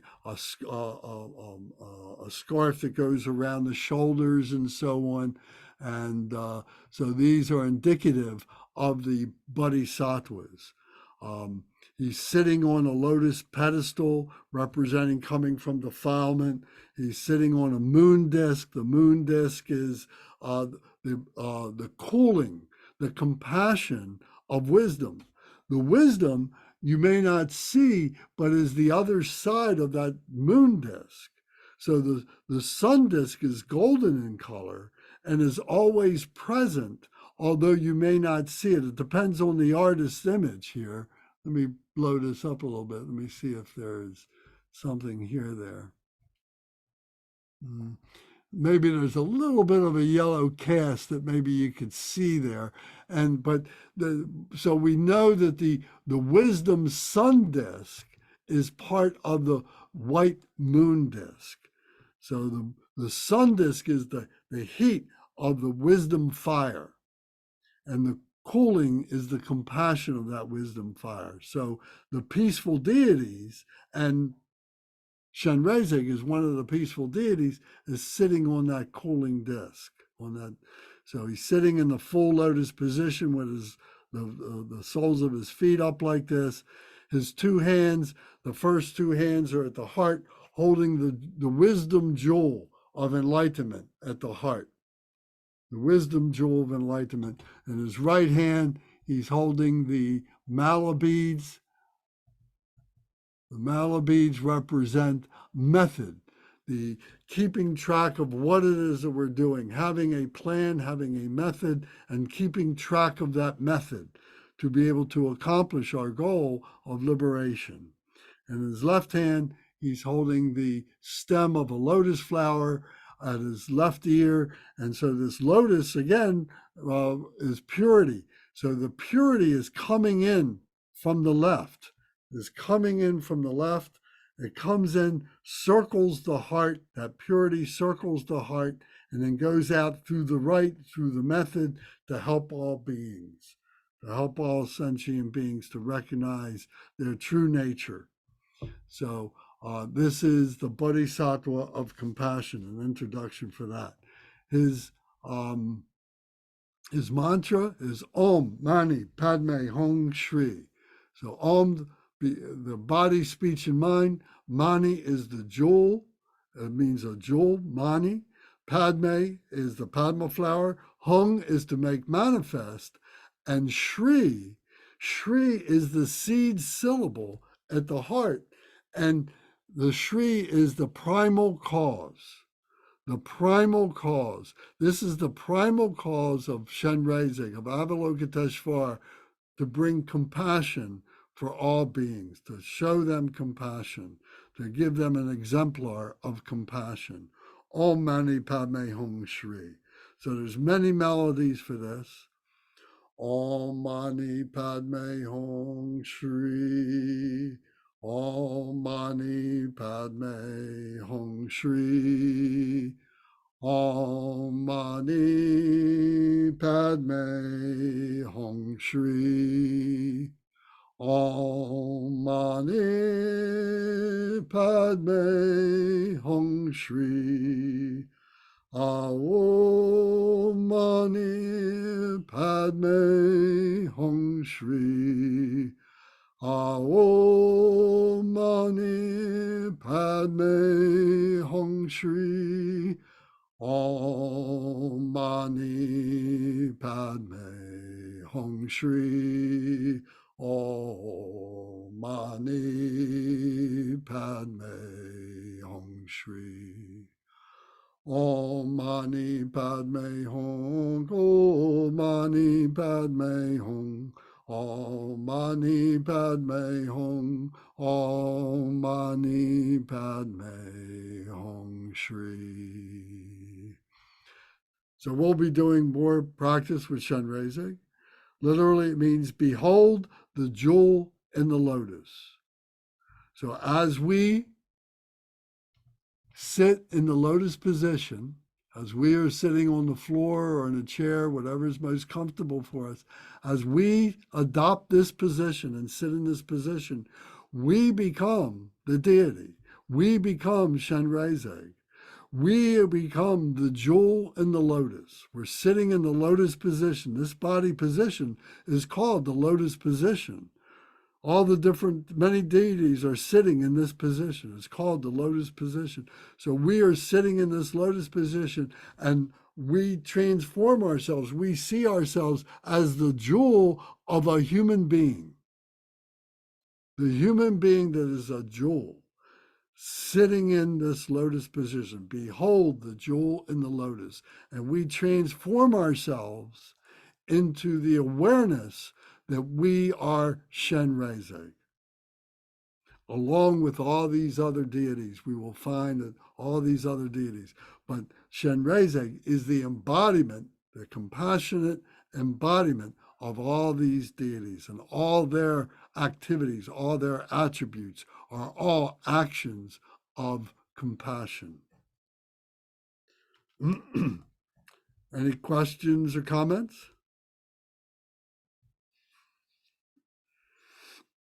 Hey Lance, how long did it take for this all to get documented, or for this to get conceptualized and then written down as a way for us to understand it? Do you know like how many years, or does anyone have, like, this is more of a historical question, I guess. I'm curious. Yeah, well, not being a great scholar, I can't say, but I think that, the Buddha taught orally. There was nothing that was written down at the time that he taught 2,600 years ago. He taught in Sanskrit, but there was no Sanskrit written language. So his students, his primary students, were very, very intelligent and were able to memorize his teachings because he did them over and over and over again. So when he passed, they would have these councils where they would come together and they would talk about, his teachings, and they kept the teachings alive orally. So all these different deities and so on were being expressed, and many of his students had achieved realization during the time that the Buddha was living, and they were going off into the hinterlands of India and so on to these other places, and were teaching the Buddha Dharma while the Buddha was still alive. So Buddhas were evolving during his time. It was a couple of hundred years after he passed that the Pali language got developed. Pali, P-A-L-I, was a language indicative of in India, and it was a scriptural language of the religious traditions and so on, and that was the first writing down of the Buddhist teachings. So then, as that got written down, it got disseminated even more. Then many of these masters, many of these beings who had attained enlightenment and everything, they began to expound a little bit more on the Buddha's teachings, and these were called shastras. And these shastras, and then these different practices got written, these composures of these different practices got written. And so some of these articulations of these came maybe after the Buddha. So again, I'm not that great a scholar to know all the details of that, but most of it, I think, came from the Buddha, and then some of it came later on after the Buddha, through the morphing of these different traditions, these indigenous lands and everything, like in Tibet, coming together. Yes, Ryan. Hey, so I have a question about Avalokiteshvara. So if Avalokiteshvara sees all the causes of our ignorance, does the suffering stop when we learn our lesson? And if not, why would the universe continue to punish us if we learned our lesson? Well, number one, the universe is not punishing us. We're punishing ourselves. we have to take responsibility. We cannot blame it on anything else, anybody else. It's our punishment if that's the way we see it. So, Avalokiteshvara sees the causes of the suffering, sees the suffering, recognizes the suffering, whatever form it takes, but also recognizes the causes of that suffering. Then it's up to us individually to be able to purify ourselves, to overcome and cut through those causes so that we no longer have the results of that suffering. We purify and cut through the causes of the suffering. So we may be able to do that as Shenreze, but that's a very big, broad knife, if you will, that cuts through. Compassion, is there for everything, but we may need a finer point to be able to cut through some of the finer causes and so on. So some of the other deities, some of the other meditational deities will help us to have those tools for that more precise surgery that has to go on to be able to allow ourselves freedom. Does that make sense? Yeah, it does. Thank you very much. With that, I need to get going. So will I see you tomorrow at what time? 7? 7, yeah. So okay, please forgive me. I have to run. Understood. Okay, thanks. Right, so, thank you, Brian. Good to see you. So we're going to take a break now. We'll come back at 11 o'clock or top of the hour, whatever time zone you happen to be in. So we'll take a short break, come back. And if you don't mind, we're going to continue with the introduction to these different deity cards and so on.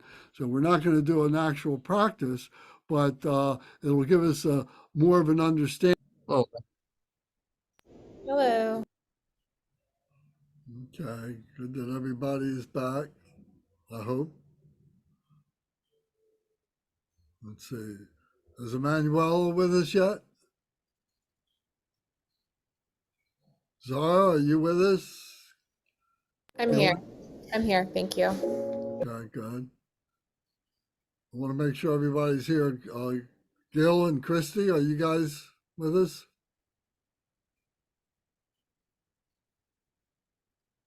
Yeah. yes. Okay, good. Thank you. Emma, are you with us?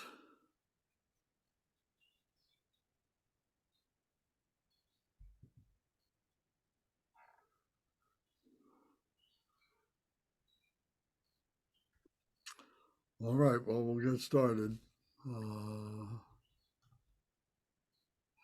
Does anyone have any more questions now? Anything, any other thoughts before we continue?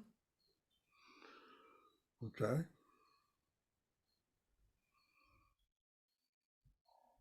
All right, so I'm going to screen share some more.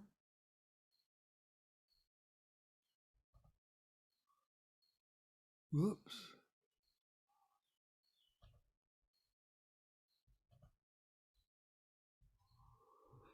So the next deity that we come to, that we want to talk about, and the word deity, I know in our language, the deity implies the notion of a god, some supernatural being or something like that. And I struggle to try and find a better word to describe these particular meditational beings than deities. I haven't thought of a word. And if anybody has an idea about that, I'd love to hear what you might think. But sometimes the deity might be, just lead us in the wrong thought form. Lance? Yes, sir. In my own thinking, I've been thinking about this a lot last week. I think of them as a type of energy. That may not be the best word. It may be too sharp a word, but it's a force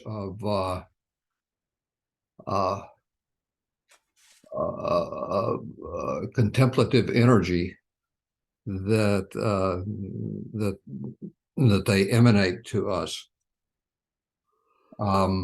Yes, I got it, and I think you're right. That is, in its essence, that's absolutely correct. You know, so they're energy forms. Yes,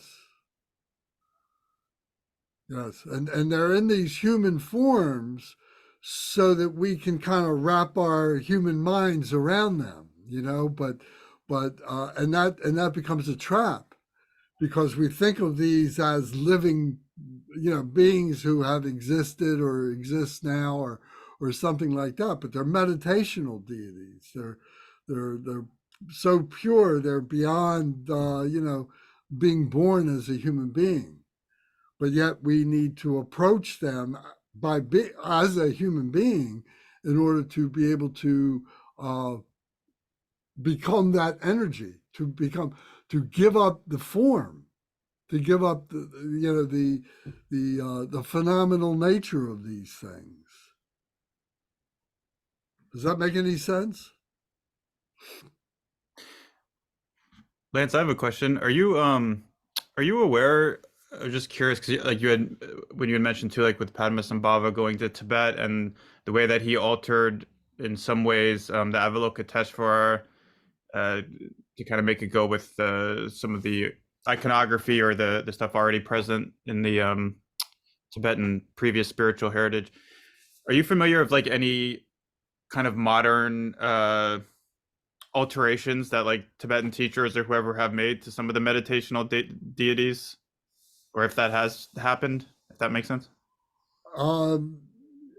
Yes, I understand what you're asking, but no, I don't know of anything like that in a modern sense. And I have to think that what is going to happen, in these next centuries to come, is that there will be those. Because just as when Indian Buddhism went to Tibet, it changed. More stuff got added to the iconography, to the intellectualization of this, because the wisdom of Padmasambhava was to integrate the traditional system and so on. So as the East now is coming to the West, that there will be a further morphing of the Eastern concepts with Western forms to bring it together. So I completely think that that's what's going to happen. I mean, it's only been, 60 years. It was 1959 when the Dalai Lama left, and so it hasn't been that very long that these beings have been here. What we're studying now is hundreds and hundreds of thousands of years old, so it just doesn't happen very quickly in one lifetime. There are going to be masters who have come up, and that's what these masters are. They're beings who have followed these practices and so on, and then say, oh, I had a vision of this practice, and here it is. They write it down, and then people begin to practice that and say, oh, this is the one that so-and-so had. I'm going to follow that. That's great. So I think that's bound to what's going to happen. And the Buddha predicted that there would be evolution. Things don't remain stagnant. Yeah, I mean, I could imagine too there could be some benefit coming at it with like no cultural preconceptions as well already built into it. Like they're not reified in the same kind of way, maybe, or something. There might be some benefits as well. But I think, or at least, and just speaking for myself, there are or have been in the past when approaching this this kind of stuff, there is some level of dissonance or difficulty just because the forms are so.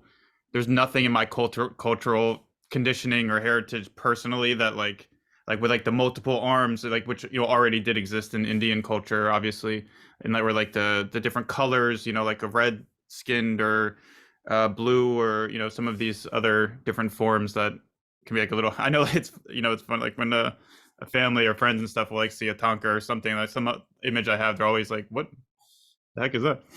Because it's so like the images are so foreign. Yeah. But, and if you read, many of the books, the more modern books and so on, where there have been attempts to bring, Christianity and, who was Jesus? What does Jesus represent in this? Somebody mentioned this, the saints. How did the saints fit into this and so on? And absolutely, they're good questions, and whether they are Buddhas or they're Bodhisattvas, where they are in terms of realization, what it is that they speak of, and so on. They're holy beings, no doubt, but do we need to actually pigeonhole them into, Jesus is this, but he's not that, or something like that? Do we need to actually do that? Or can we just accept that they're holy beings expressing a direction, a point of view, and a method to be able to attain freedom, to attain liberation, to attain happiness and bliss, to overcome difficulty and so on? So those are all interesting questions. Those are things to develop in our contemplation, our meditation. So in that vein, now we come to this deity right here, who is Manjushri. And Manjushri is one of the other 8 great bodhisattvas. Avalokiteshvara Shenrezig was one of them. Now his brother is Manjushri. And Manjushri is the bodhisattva of wisdom. So wisdom and compassion always go together. They're 2 sides of the same hand. Wisdom and compassion. Wisdom is like the knowledge or the energy potential, and then the compassion is the actualization of that energy potential. So just like we were just talking about a couple of minutes ago, Gary brought it up, that he thinks of these deities as energy. Yeah, so there's the wisdom energy, then there's the actualization energy. So Avalokiteshvara Shenrezig represents the actualization of the wisdom. So Manjushri represents that wisdom. So he's very youthful in his appearance. He's a young man who is like, you could say who is in college, in the university or something like that, and who is absorbing all the knowledge. But in addition to that, Manjushri has also developed his meditation skills and has experienced samadhi and is realizing the wisdom of the spirit. So there's the wisdom of the everyday mundane, the phenomenal wisdom, but then there's the absolute wisdom of that spiritual that is so pure, it's non-conceptual, it can't be expressed. But Manjushri has both of those as the embodiment of both of those. That's Manjushri. Youthful. And so he sits on a lotus flower, rising, showing that the humanness of this, is sitting on a moon disk, the compassion, but the sun is on the other side. We don't see it, but he is a peaceful deity. There are wrathful deities or fierce deities. So we'll get to them later on, but the fierce deities are fierce compassion, that they are, when the peaceful deities aren't quite enough to subdue the passion of the conflict, of the hatred, of the ignorance, of the desire, jealousy, greed, that we need more fierce power. So the wrathful deities or the fierce deities are there to be able to subdue that level of intensity. So these are the peaceful deities who are doing this peacefully through meditation, and so on like that, meditation practice. So he's wearing the headdress that we talked about. This is indicative of the Bodhisattva to be wearing the headdress, and he has clothing on. He's got a skirt and he's got a shawl, and he has in his left hand, he has the stem of a lotus flower, which represents purity.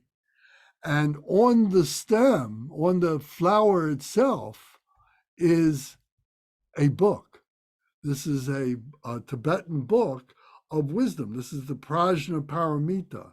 This is the book that contains the Heart Sutra, that contains the Diamond Sutra, and the Lotus Sutras are all contained within this book. This book just represents generally all the scripture, all the teachings of the Buddha is on this book.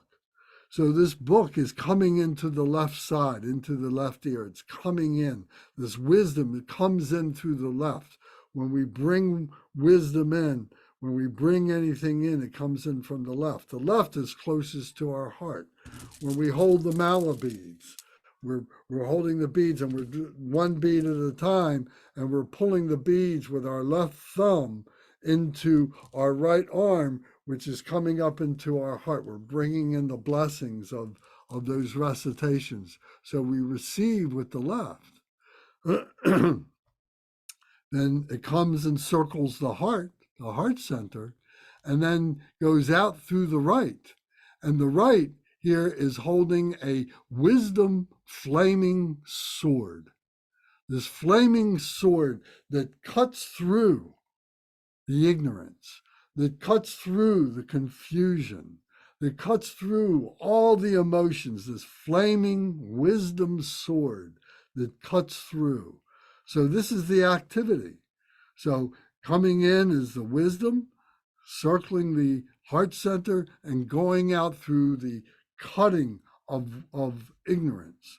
So he represents the wisdom and the application of the wisdom, the cutting through of confusion and so on.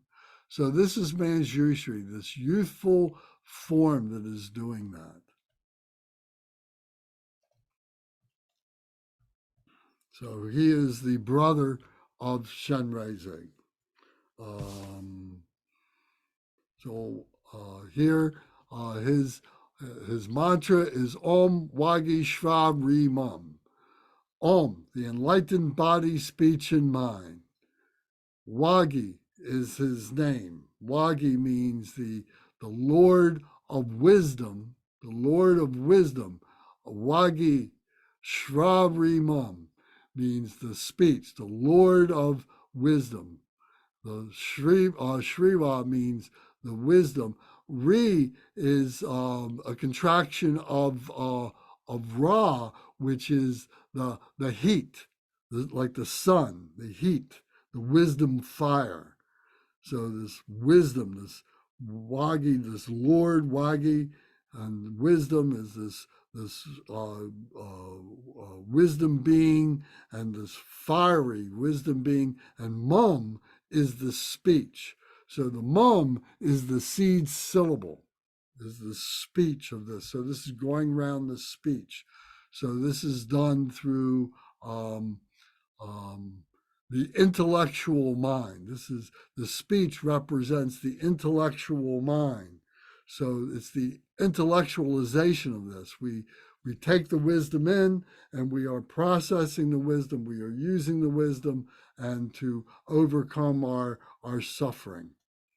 So this mantra is Om Wagi Shra Ri Mum, Om Wagi Shra Ri Mum, Om Wagi Shra Ri Mum, Om Wagi Shra Ri Mum, Om Wagi Shra Ri Mum, Om Wagi Shra Ri Mum, Om Wagi Shra Ri Mum, Om Wagi Shra Ri Mum.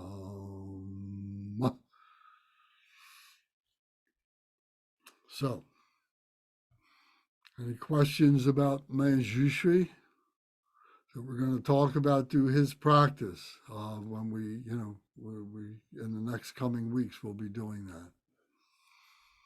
So then the next is green Tara.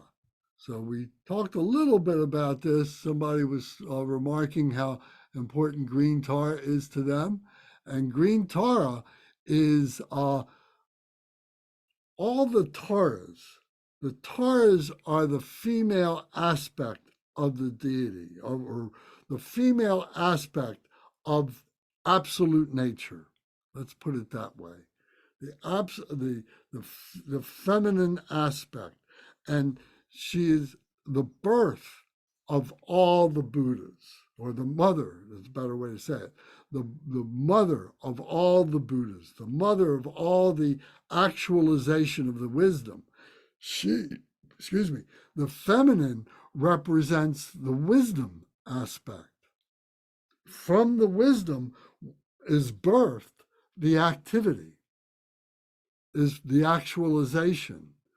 So she represents that wisdom aspect, that mother aspect, that feminine aspect.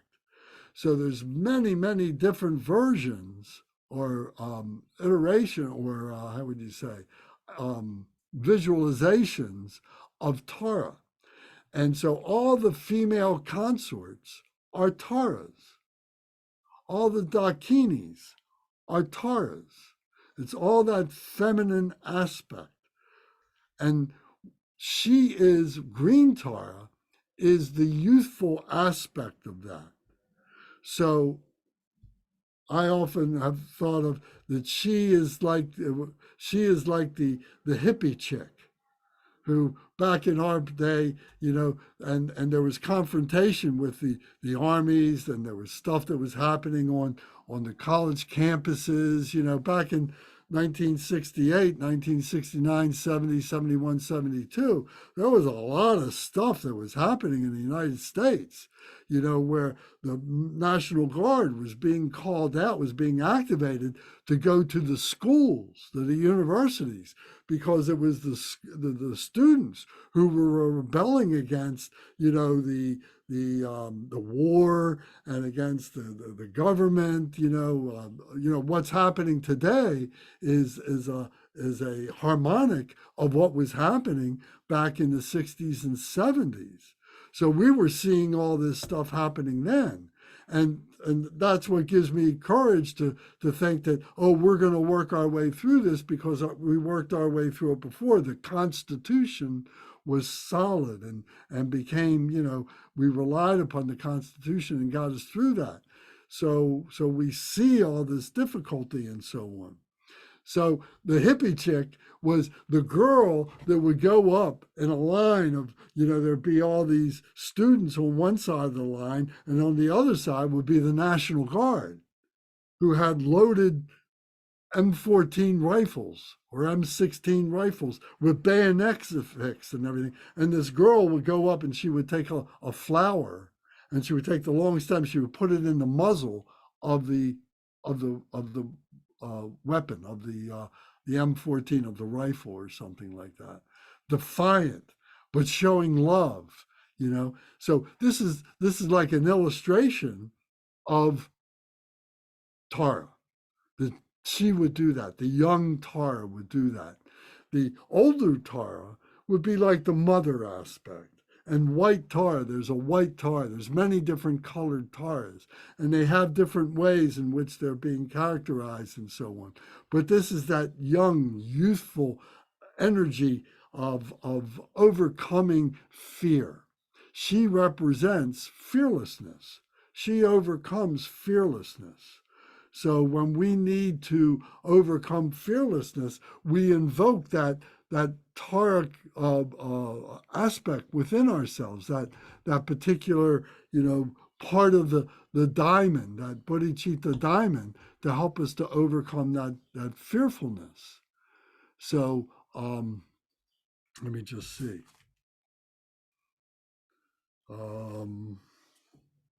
One second, because there's one thing I want to, here it is. Just one moment, because I don't want to misstate it.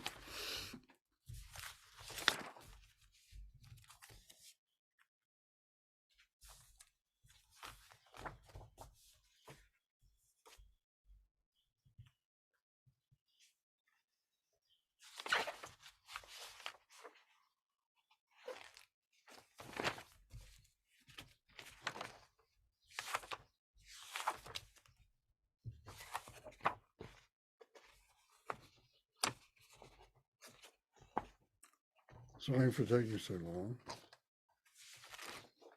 Here we go. So the fears that we have within ourselves at this time, you know, this was many, many hundreds of years ago, 1,000 years ago, 2,000 years ago, and this comes really out of the Hindu tradition, because Tara was part of the Hindu pantheon and so on. And the fears that the people were going through at that time, you know, were kind of primitive, but nevertheless, they're still human fears. So there's 8 fears. There's the fear of being eaten by a lion. There's the fear of being crushed by an elephant. There's the fear of being burned alive in fire.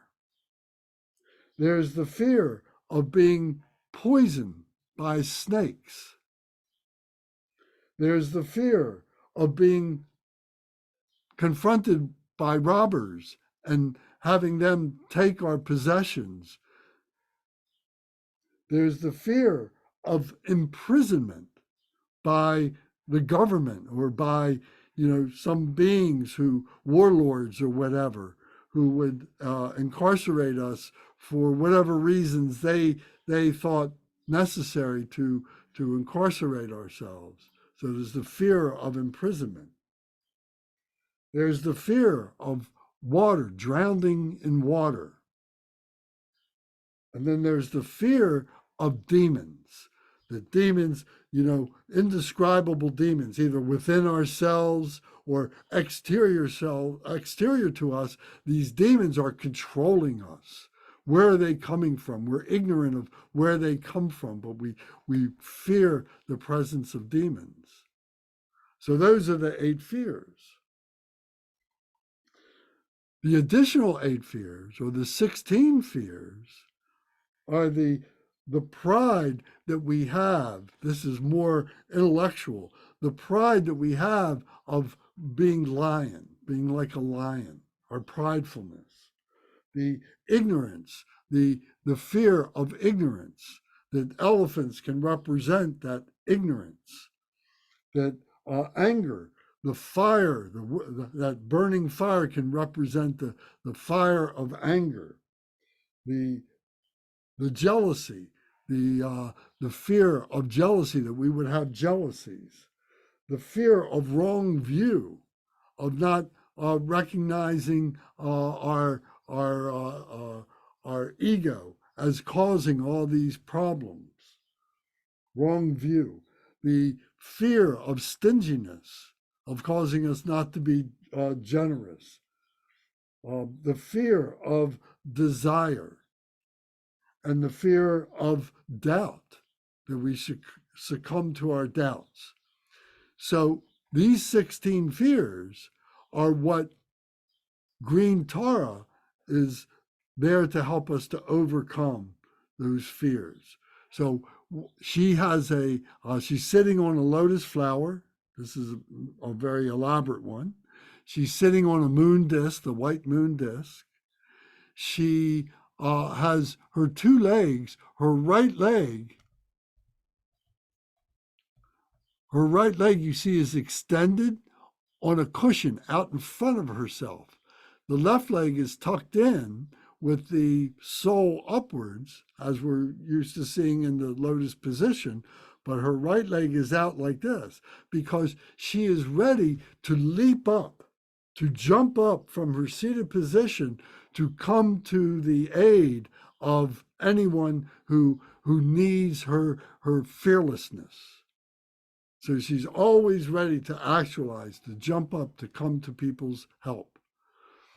Her 2 hands, she has a green body, And the green body represents a spaciousness, a airiness, the wind. So she represents movement. Green represents movement. The spaciousness, the wind represents movement. So she's not a static figure in that way. She is holding in her right hand and her left hand, she's holding the stem of a lotus flower at the left ear.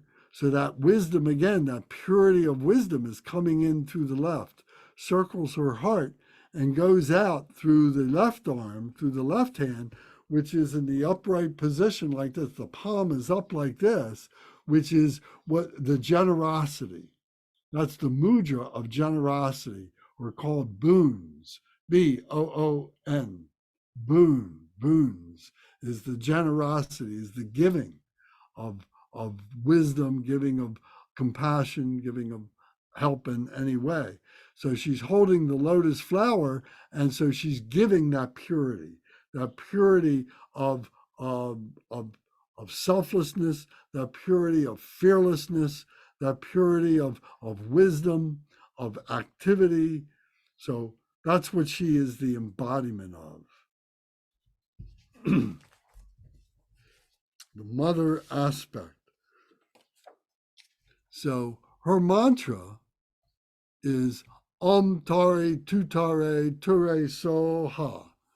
So Buddha Tara. So Om is the enlightened body, speech, and mind. Om Ahong, the enlightened body, speech, and mind. Tare is Tara, who liberates from fear. Tutare, liberates from fear. Ture, liberates from sickness and disease. Shraha, may it become accomplished. May it become accomplished. Om Tare Tutare Ture Soha. The Buddha Tara, who liberates from fear of sickness and disease, may it become accomplished.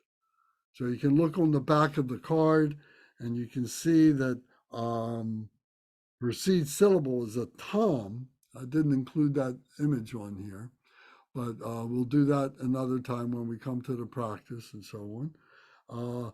So you can see that she is the embodiment of, she is the Buddha of protection from illness, protection of fear. Om Tare Tu Tare Ture Soha. Om Tare Tu Tare Ture Soha. Om Tare Tu Tare Ture Soha.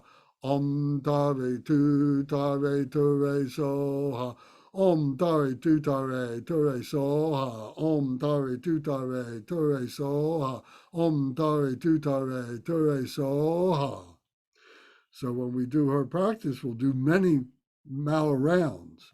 Her mantra is very simple, like Manjushri's mantra is very simple, and Avalokiteshvara Shenreizig's mantra is very simple. We can accumulate 10 mala rounds very easily, and we'll see the power of being able to do that, that we're charging ourselves up with the meaning, with the vibration, with the power of that, the energy of that, charging ourselves up to become these deities. Any questions about Tara? I have a question. Yes. I've seen it and heard it where it has like the Maha Ayurjana Punye Pushtim Kuru Svaha. That's the white Tara mantra. Oh, that's white tar. That's the Oh, white Tara mantra. I see. Om Tare Tutare Ture Ayurjana Punye Pushtam Kuru Soha. Om Tare Tutare Ture Mama Ayurjana Punye Pushtam Kuru Soha. Om Tare Tutare Ture Mama Ayurjana Punye Pushtam Kuru Soha. Oh, Yes. thank you. So Yeah, I didn't realize that was white. Yeah, so we'll get to that another time. Okay. Any other thoughts? Okay. So then we come to Vajrasattva. Vajrasattva is very important. Vajrasattva is the Buddha of the purification confession.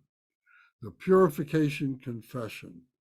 So we have many defilements, and we need to recognize those defilements. And we need to admit those defilements.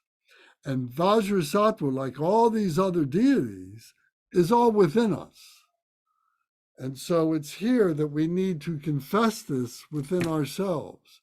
And this is a huge point in our liberation, in being able to recognize, yes, I am a human being.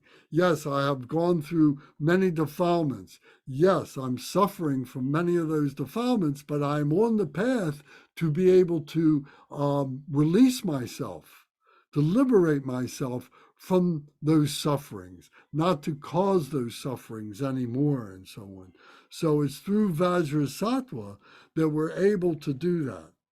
So Vajra means the indestructible. Vajra is the indestructible. Sat is a being. Sat is a being, and Va is a holy being. So it's the indestructible holy being. The indestructible holy being. Sat Vajrasattva. Vajrasattva is the Buddha of purification confession. So he has a very long mantra, and if you look on the back of your card, you'll see that here is the 100 syllables, but this is in the English translation. And if you look in our prayer book, our daily prayer book, if you look on page 9, is the Sanskrit of that prayer. Om Vajrasattva Samaya Manupalaya Vajrasattva Tanopa Dristadredo Me Bawa Sutokayo Me Bawa Supokayo Me Bawa Anurektu Me Bawa Sara Siddhi Me Prayatsa Sara Karma Satsume Sitsantriya Kuruhum Ha Ha Ha Ha Ho Bhagavan Sara Tadagata Bajra Bame Mansa Bajri Baba Mahasamaya Sattva Ha. So here we see white Vajrasattva. He has a white body because of his purity, symbolizing purity. He's sitting on a lotus flower pedestal. He's sitting on the white disc, compassion. The other side is wisdom, the yellow other side that we don't see here. He's sitting in the full lotus position, showing another instance, another characterization of his pure nature. He has in his But sorry, I have a question. Why in this is book he's sitting in half lotus position? Yes. Yes. Well, let me get to that. Yeah, sorry. All right, that gets to another step. So yes, let me explain this first, and then we'll get to that. So here he's in the full lotus position, and in his left hand he's holding a bell, and this bell is representative, characteristic of the feminine principle, the feminine principle of wisdom. So his left hand, remember the left, wisdom comes in. So he's holding this at his left hip. So his torso, the strength of his body, he's holding this wisdom.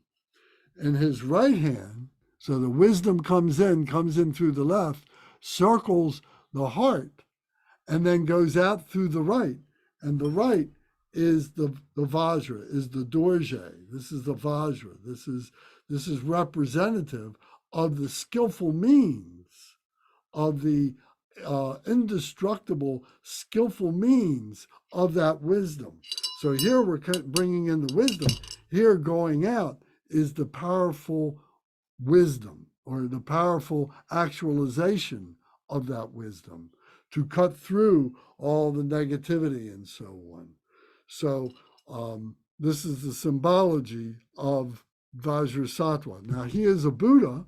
He is a meditational Buddha. He's wearing the Bodhisattva cap because he is a meditational deity. So, and he also has on the silks and so on.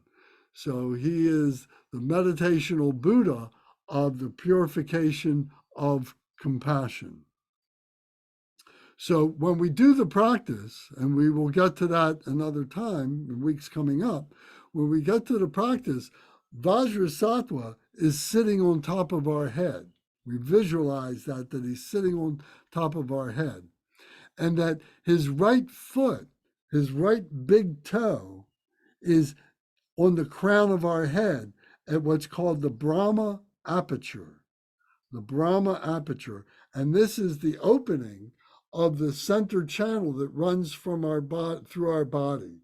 It runs parallel to our spine and is about the size of a pencil in terms of its circumference. So it's thin like a straw, and it's hollow. And our true nature, our energy, our life force is what is going up and down through that center channel, And that center channel intersects with the chakras, that the chakras are those gateways that are going out to all the different channels of our bodies and so on. So the center channel goes from 4 inches below our navel all the way up through the crown of our head to the Buddha aperture. And that's the opening of the center channel. So Vajrasattva is sitting on the crown of our head, and we have all these defilements within ourselves that we are confessing.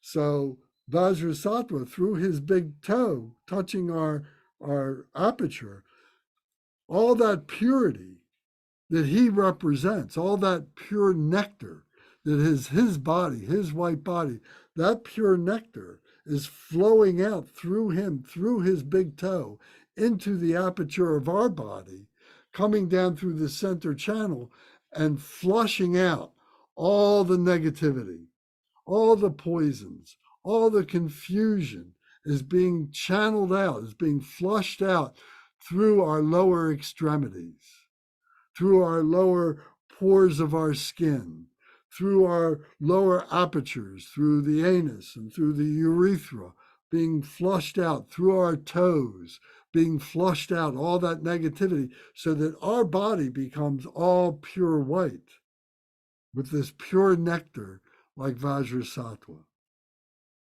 So this practice is immense. It is so powerful. This mantra is so powerful. The meaning is translated for you in the book and on the back of this card. And to memorize this is incredible. The memorization is a very important feature. It will come naturally over the time that you do these things, because this is your practice for the rest of your life. All these different things that we're doing are all elements of recognizing this true nature that we have. And any one of these things can help us to attain liberation. But all these things combined really gives us great power to be able to articulate all the different stuff that human beings are capable of, and so help us to purify. So we can spend time memorizing these. They will happen naturally. And the more that we do that, the more we become truly the embodiment of these things. Any questions about Vajrasattva?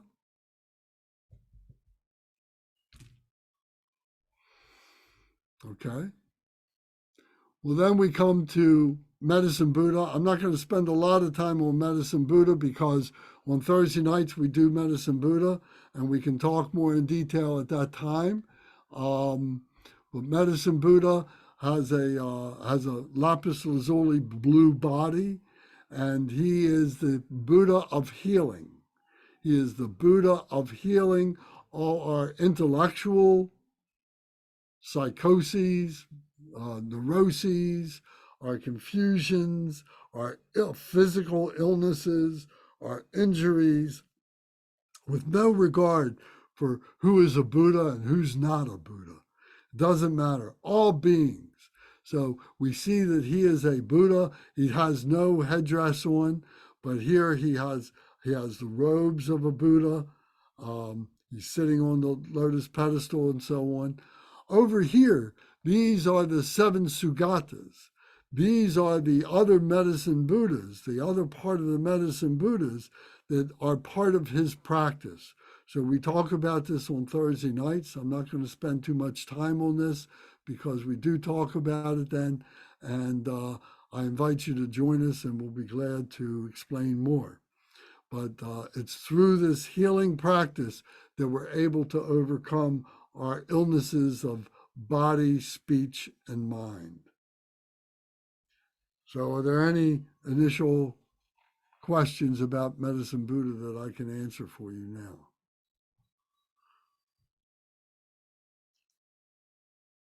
Okay. What I want to get to next. I have one question. Yes. I have one question about medicine Buddha. Do you know what time medicine Buddha was introduced to Buddhists? In the Or time has of the he Buddha. been?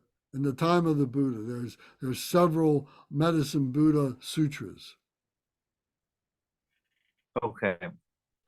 So All right. Thank you. you can go to that website that I suggested and type in Medicine Buddha, and there'll be a number of things that will come up. All right. I have a here book. Yes. It's a sacred Buddhist painting, and Yes. here Manjushri, black, and he's standing in a leg, like one leg stand and one leg up. I don't know. It's not possible to see. I think so. Here, like leg up, and here Yeah. leg stand.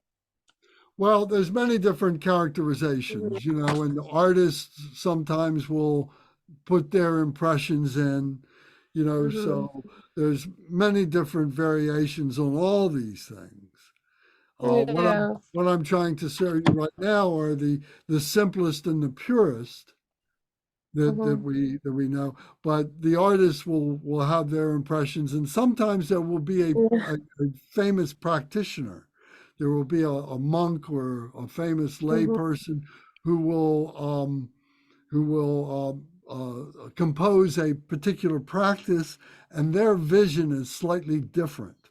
So they may show that difference in that particular practice, and with the artwork following that. All right, thank you. Yes. And you can have your own. You know, we talk about that there is outer meaning, there is inner meaning, and there is secret meaning. So the outer meaning is, you know, these physical things that we're showing you and so on. These are the outer meanings. And then, you know, the robes that they're wearing, the things that they're holding, these are outer meanings. But then the inner meanings are the spiritual meanings, what they are actually doing and so on. And then the secret meaning is how you are bringing that into your life and how that is changing your life. So that's the secret meaning. So you are fully have the potential for all these things and to interpret these things in your own way. You know, so we start off with doing it, you know, in the strict way of understanding the designs and the inner meaning, and then we have our experience with it, and then we can explain it in those terms too. All right, thank you. Yes, you're welcome. So now this is Vajrayogini. They look, Huh? they look like Nataraja Shiva, yeah. Oops. Look like who? Shiva, Nataraja in Hindu traditional. I'm sorry, say the name again. Shiva. Oh, Shiva. Yes. Now, how did I put that line there? It's undo. I don't know how. Undo? Maybe if I go undo. Oh, I found it. Oh, Yeah. oh, you put it up there. Okay. All right, very good. So Vajrayogini is pretty complex. Vajrayogini is a female, obviously. She represents space. She is a Dakini, and she is an emanation of Tara, that we talked about, the mother of all the Buddhas. She represents the space element. We have 5 elements. We have space, we have water, we have earth, we have fire, and we have space. Those are the 5 elements. So she is the space element. And she is the consort to many, many male deities. And so she represents, well, let me explain it this way. So she is in a standing position. She's actually in a dancing position. She's on a lotus flower. You see the lotus pedestal, which represents coming up from the defilements of being a human being. She is standing on a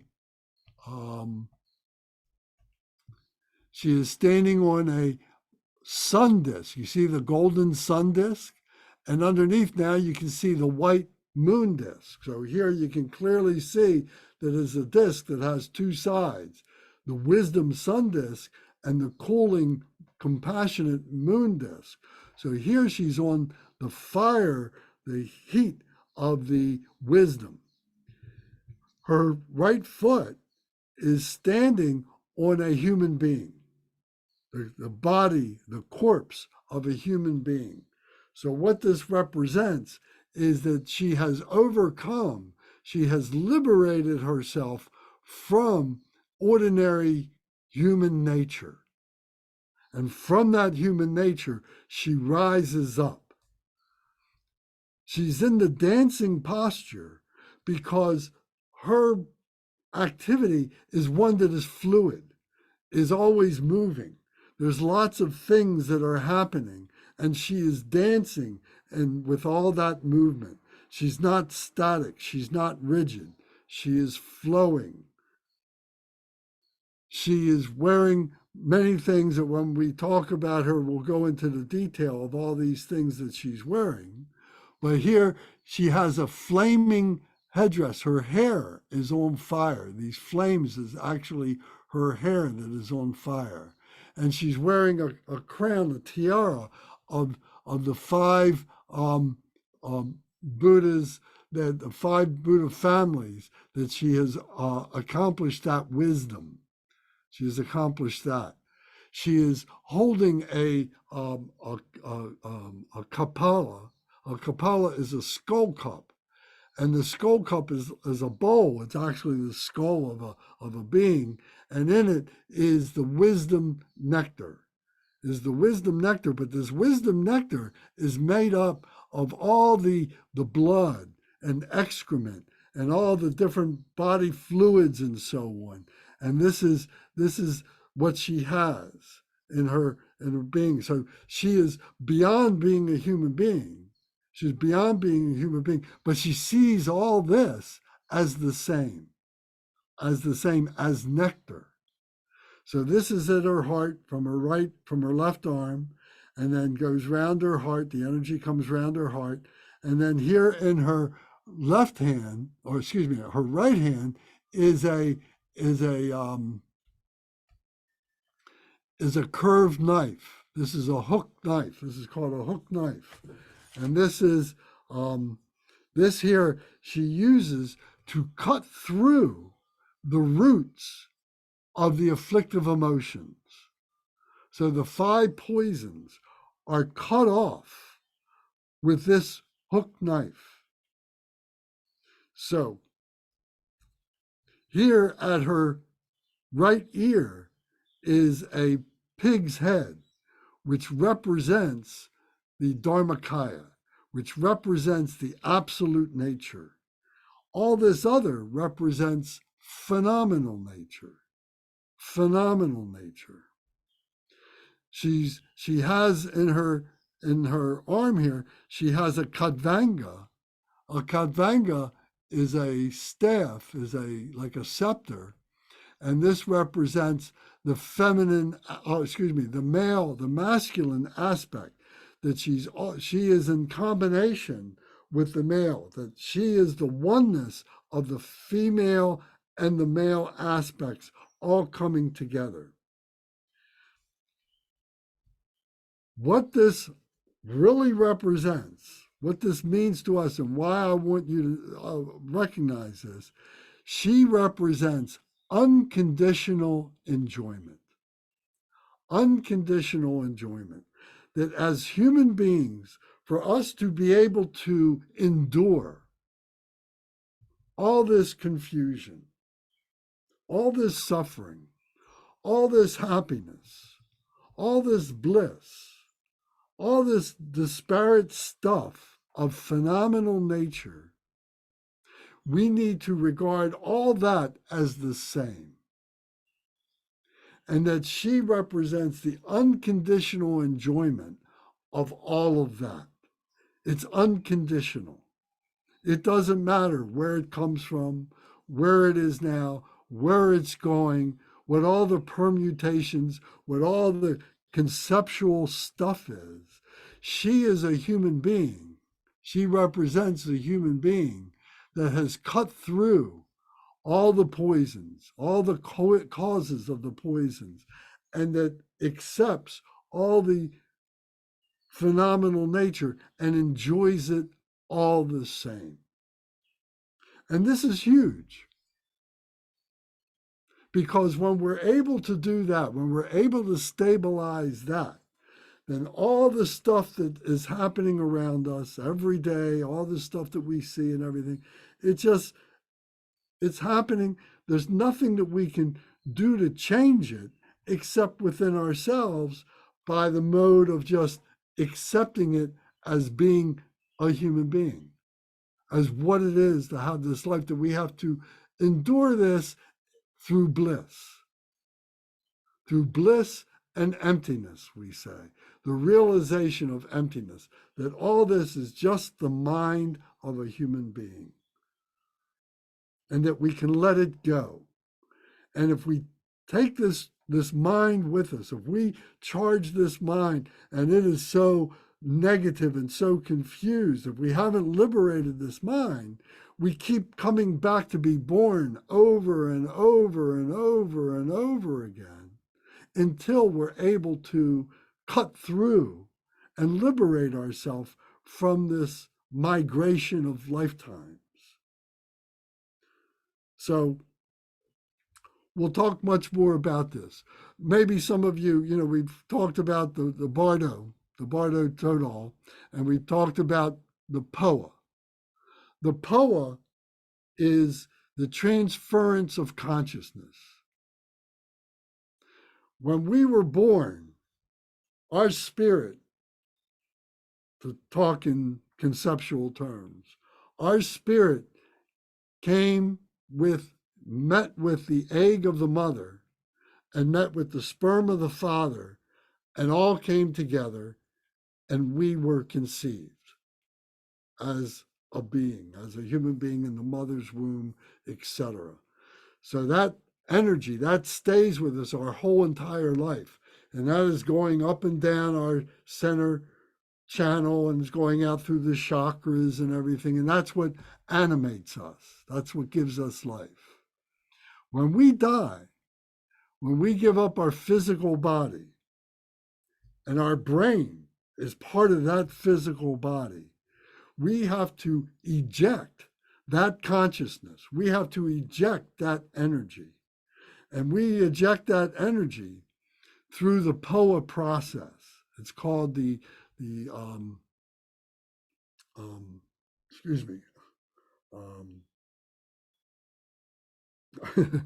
come to me in a second. So we have to eject that energy through our center channel. And we approach that process. We approach that project of the ejection of our consciousness.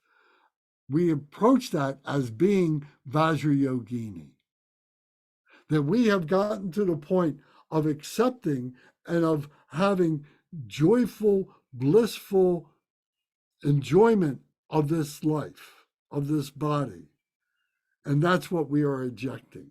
We're not ejecting the sorrow. We're not ejecting the negativity. We're ejecting all of it, our enjoyment of all of this, unconditional enjoyment. And we liberate ourselves through the crown of the head, that Brahma aperture that I talked about before, that this time goes into the bardo of reality. And we'll talk about what that means in many weeks to come. But so the point here is to have you recognize that you have the potential of recognizing yourself as Vajrayogini, the unconditional enjoyment. So her mantra is Om Om Om Sar Buddha Dakini Bajra Wananiye Bajra Baratsaniye Hung Hung Pe Pe Pe Soha. So this is an introduction to that. You can see on the back of the card there is a translation of all that Sanskrit words there, and hopefully that will give you some cause to have some confidence in what it is that we're doing. That we have a program that we're following to introduce you to all these different things. So this is the beginning part of that. Does anybody have comments or questions? One comment I have is that she looks like the Hindu goddess Kali. No, he look like together like Shiva and Kali, because Shiva staying also same like human, one leg, but they're like this is mean about what he's destroyed ego. Sure. Yeah. And remember, this comes out of that culture. So sure. And Yep. same around with fire, yes, here. Yes. Yes. And this is this Yeah. aorta. I can't think of the word. Areola. This areola here is a ring of fire, the wisdom fire that she represents. Mm-hmm. The wisdom fire. Kali, she have a same this is necklace, this hat. Yes. Human skulls. Human skull. Yes. Yeah. Yes. Interesting. There's Yeah. fresh skulls and there's dried skulls. Mm-hmm. So there's not enough time today to go into all the detail of that. So we have to build up to that. But my intention here was to show you where we're going with this, what this result is. And here are the wisdom jewels. You see these jewels at the bottom of this image here? Those are the wisdom jewels. See, this is what we are accumulating, the wisdom jewels. This is all part of the human experience.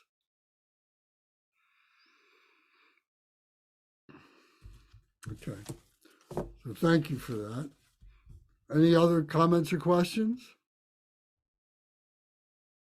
And I have a question about like two, like here I'm reading what Buddhism have a two goddess in one, Prajnaparamita and Tara.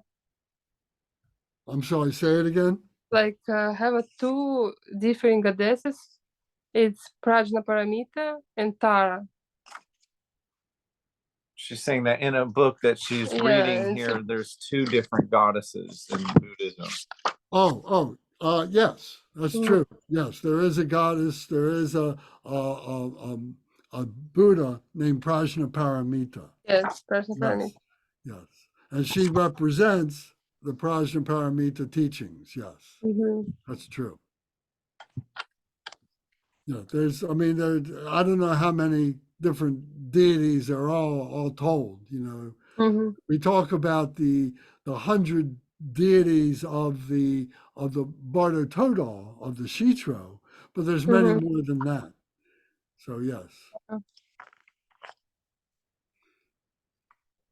Yes, and we have some books that give a lot of detail on some of these. If you wanted to order them, I can tell you where to get some books. So there's a lot of things about this, yes.